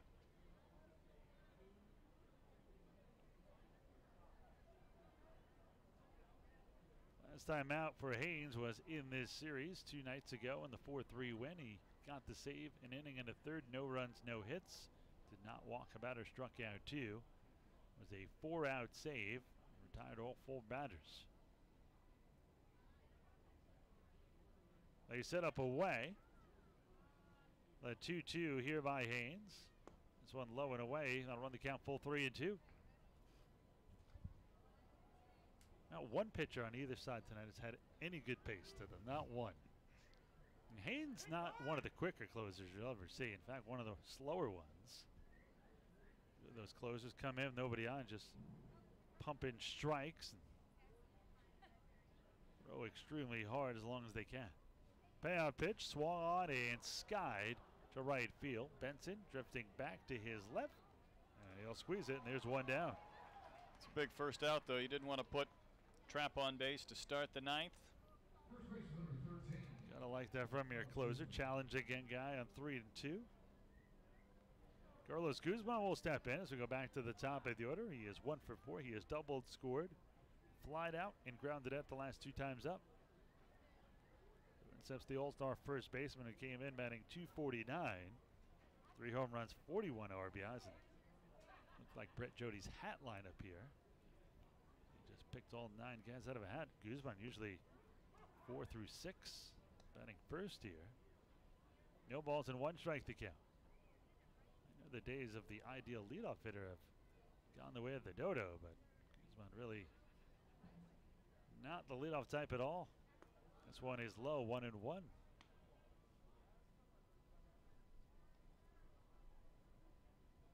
Heard Tim Raines' Hall of Fame speech. He gave props to Ricky Henderson as the greatest leadoff hitter of all time. He said, I think a distant second. I don't think there's anybody between us. Yeah, the one thing about Raines, though, his efficiency stealing bases was by far the best, 85%, and Henderson was much lower than that. You know, Ricky just ran a lot, and he got his numbers, but got thrown out a lot. And Raines was a better base runner, possibly. Surprising, because Ricky might have been the best reader of a pitcher I've ever seen. But the more you go, the more you're going to get caught. The 1-2. Fastball misses inside, 2-2. And Ricky has the single-season stolen base record. He also has the single-season record for being caught stealing at 42 times. That's true. Speaking of base stealers, I think they said Lou Brock was cancer-free yesterday, and yes, I hope that's the case. That's good news. Yep. The 2-2. Just misses a little low, and I think Guzman, no, he got away with one there. They'll run the count full 3-2. I thought the previous pitch was a little bit better, but Haynes has been around the zone. He hasn't induced that swing from Guzman. We'll go 3-2 to the second straight hitter here. Payoff pitch coming here by Haynes. He kicks and deals, and this one is low and in, ball 4. Last thing a closer wants to do is walk a guy. The tying run still on deck, however, as Adam Donahue comes to the plate. Donahue 0 for 4. He has struck out twice, flat out, and reached on an error by third baseman Kevin Aarons. That error actually tied the game at 5-5. The Skeeters are leading 8-5 here in the 9th. You do not want to allow Donahue to reach. You do not want to bring the tying run to the plate.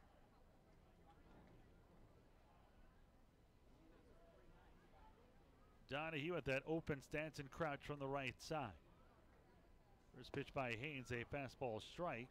91 on the gun, no balls and 1 strike to count. 8 runs on 14 hits for Sugar Land. They have committed 2 errors tonight, 5, 11, and 1 for Somerset. Throw to first. I don't think Guzman's going to be going here. Again, not your prototypical leadoff hitter. How about a 6-4-3? That's what I'm thinking. If you get down, he'd hit it on the ground. Certainly a candidate.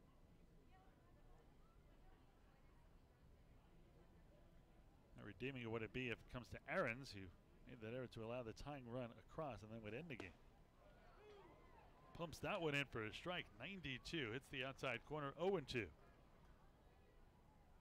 Could go a few more inches outside here. See if Donahue chases.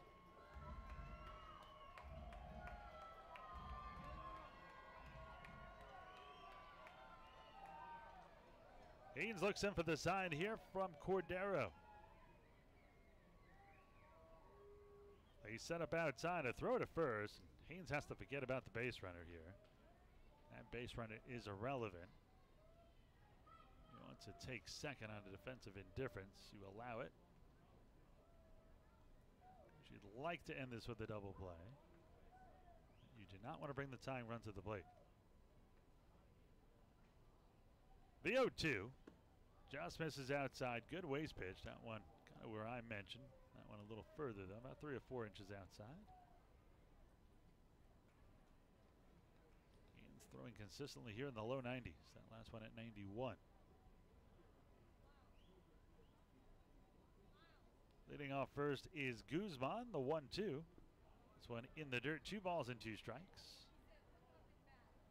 He's throwing a lot of pitches here to the first 3 hitters. That was pitch number 16. And not a good ratio either. 7 strikes, 9 balls. Oh, 2 balls, 2 strikes, 1 on, 1 out. Skeeters up by 3-8-5 here in the top of the 9th.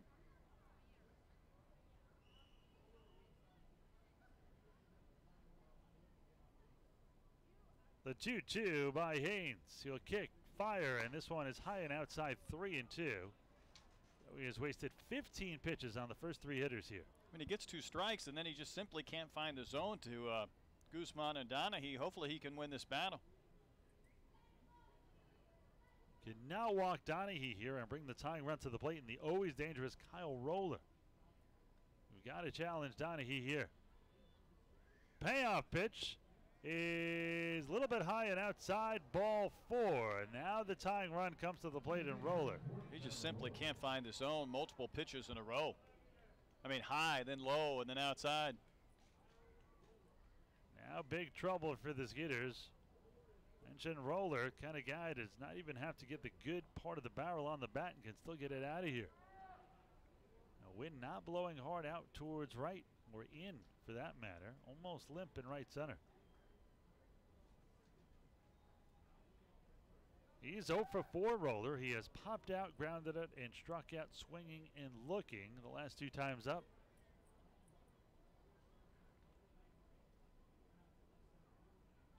Haynes' pace is just terrible here. 7 strikes, 11 balls. First pitch by Haynes to Roller. This one is a strike on the inside corner, 0-1. He's been getting ahead, but the whole purpose of getting ahead is that it puts you in a better spot to get that out, rather than to just let the guys rest the bat on their shoulders and take the walk. And not just Haynes, they talk about all pitchers these days. They get ahead, they nibble, nibble, nibble, throw too many pitches. This has been way too many pitches. This is pitch number 20 now, and he is way behind. 8 strikes, 12 balls. 1 ball, 1 strike, 1 out, 2 on. Skeeters up by 3-8-5. But Roller represents the tying run at the plate here.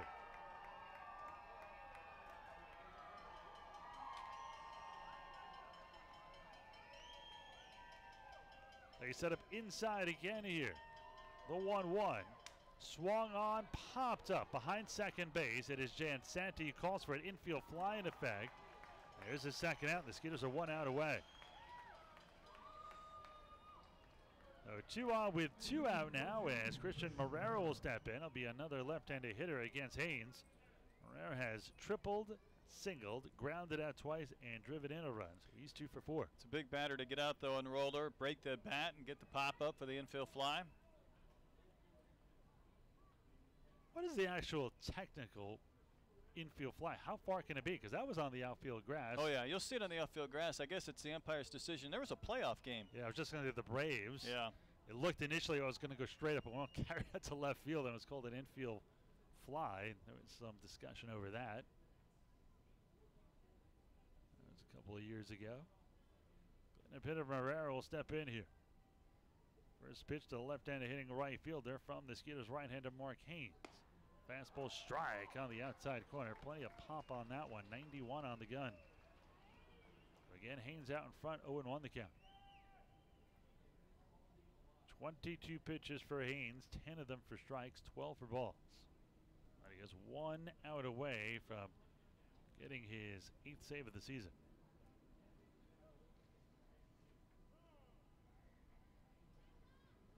Now Marrero will step out here as Haynes is taking way too long out there. We need a shot clock.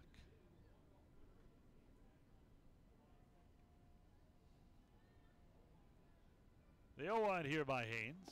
This one swung and foul tipped into the mid of Cordero, and the Skeeters are 1 strike away.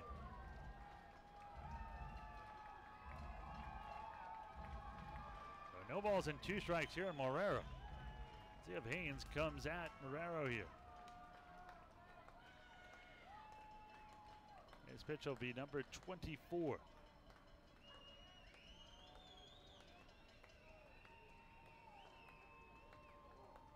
Haynes from the stretch. They will set up inside again here. The 0-2 and a check swing. I think they got the knob of the bat. Hit the bat somewhere. I think Marrero is ready to say, "Hey, that hit me." Bases are loaded. Just ricocheted too hard back to the screen. He reacted a little late to try to fake it too. Fake it till you make it. Count remains 0-2 here on Marrero. Now Cordero wants timeout. Now, there is actually the pace of play rule in place here in the Atlantic League, where time on every pitch you throw, but it's just never enforced. He may have actually been giving Marrero just a little bit of time because he was kind of shaking out that hand. Even though it didn't hit him, I think it got just above the hand where it provided some vibrations in that bat, some bees in the bonnet. An Iowa expression. Might be. This pitch will be pitch number 25 coming here from Haynes. 12 for strikes, 12 for balls. Make this lucky 13 and go home. Haynes looks in. See if Cordero sets up inside again. He does. He wants it high and inside. And the 0-2. Swallow a hit to the right side and off the mid of Travis Scott. That's going to load the bases here. That was a hard shot. They had the shift on. Dickie Thon was actually in short right. See if they square that a hit or an error. Got to be an error. Got to make that play. Would have been the third out. And Somerset still has life here. Now, a grand slam would give the Patriots the lead. An extra base hit could tie this one. Zach Ricusen will step in. Ricusen is 1 for 4. He has fouled out, singled, and grounded out to second twice. And officially an E. That's the third error of the night for the Skeeters. It's going to take Haynes about 30 pitches to save this one. This one is a little bit low. 1 ball and no strikes to count.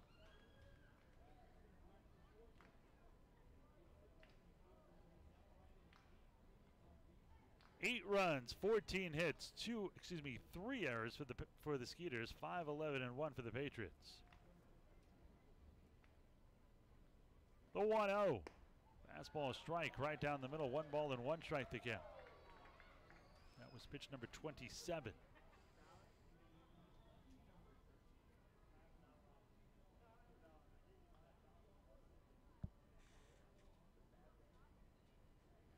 Houston came in 244. Luckily, no power, no home runs, 4 RBIs. Outfield very deep.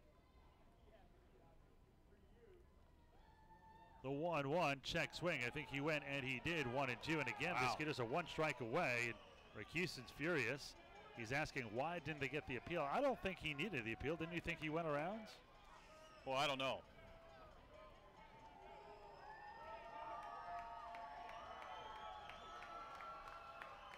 John Sevier felt he could make the call himself. I mean, you always see the appeal to the first and third base umpire, but realistically, the home plate umpire has the best view. A 1 ball and 2 strikes here under Houston. Got to waste one here after being upset on that last call. Might swing at anything. The 1-2 swung and missed. Strike 3. Strikeout Punisher, and that's the game. As the Skeeters hang on to win a wild one, 8-5. Final numbers look like this: 8 runs, 14 hits, and 3 errors for Sugarland. 5 runs, 11 hits, and 1 error for the Patriots. We'll take a break. We'll give you the final numbers, highlights. Andy Humphrey will have our player of the game, and we'll preview tomorrow's Game 5 matchup in the 6-game series. All that more when we return on the Skeeters post-game show in a moment.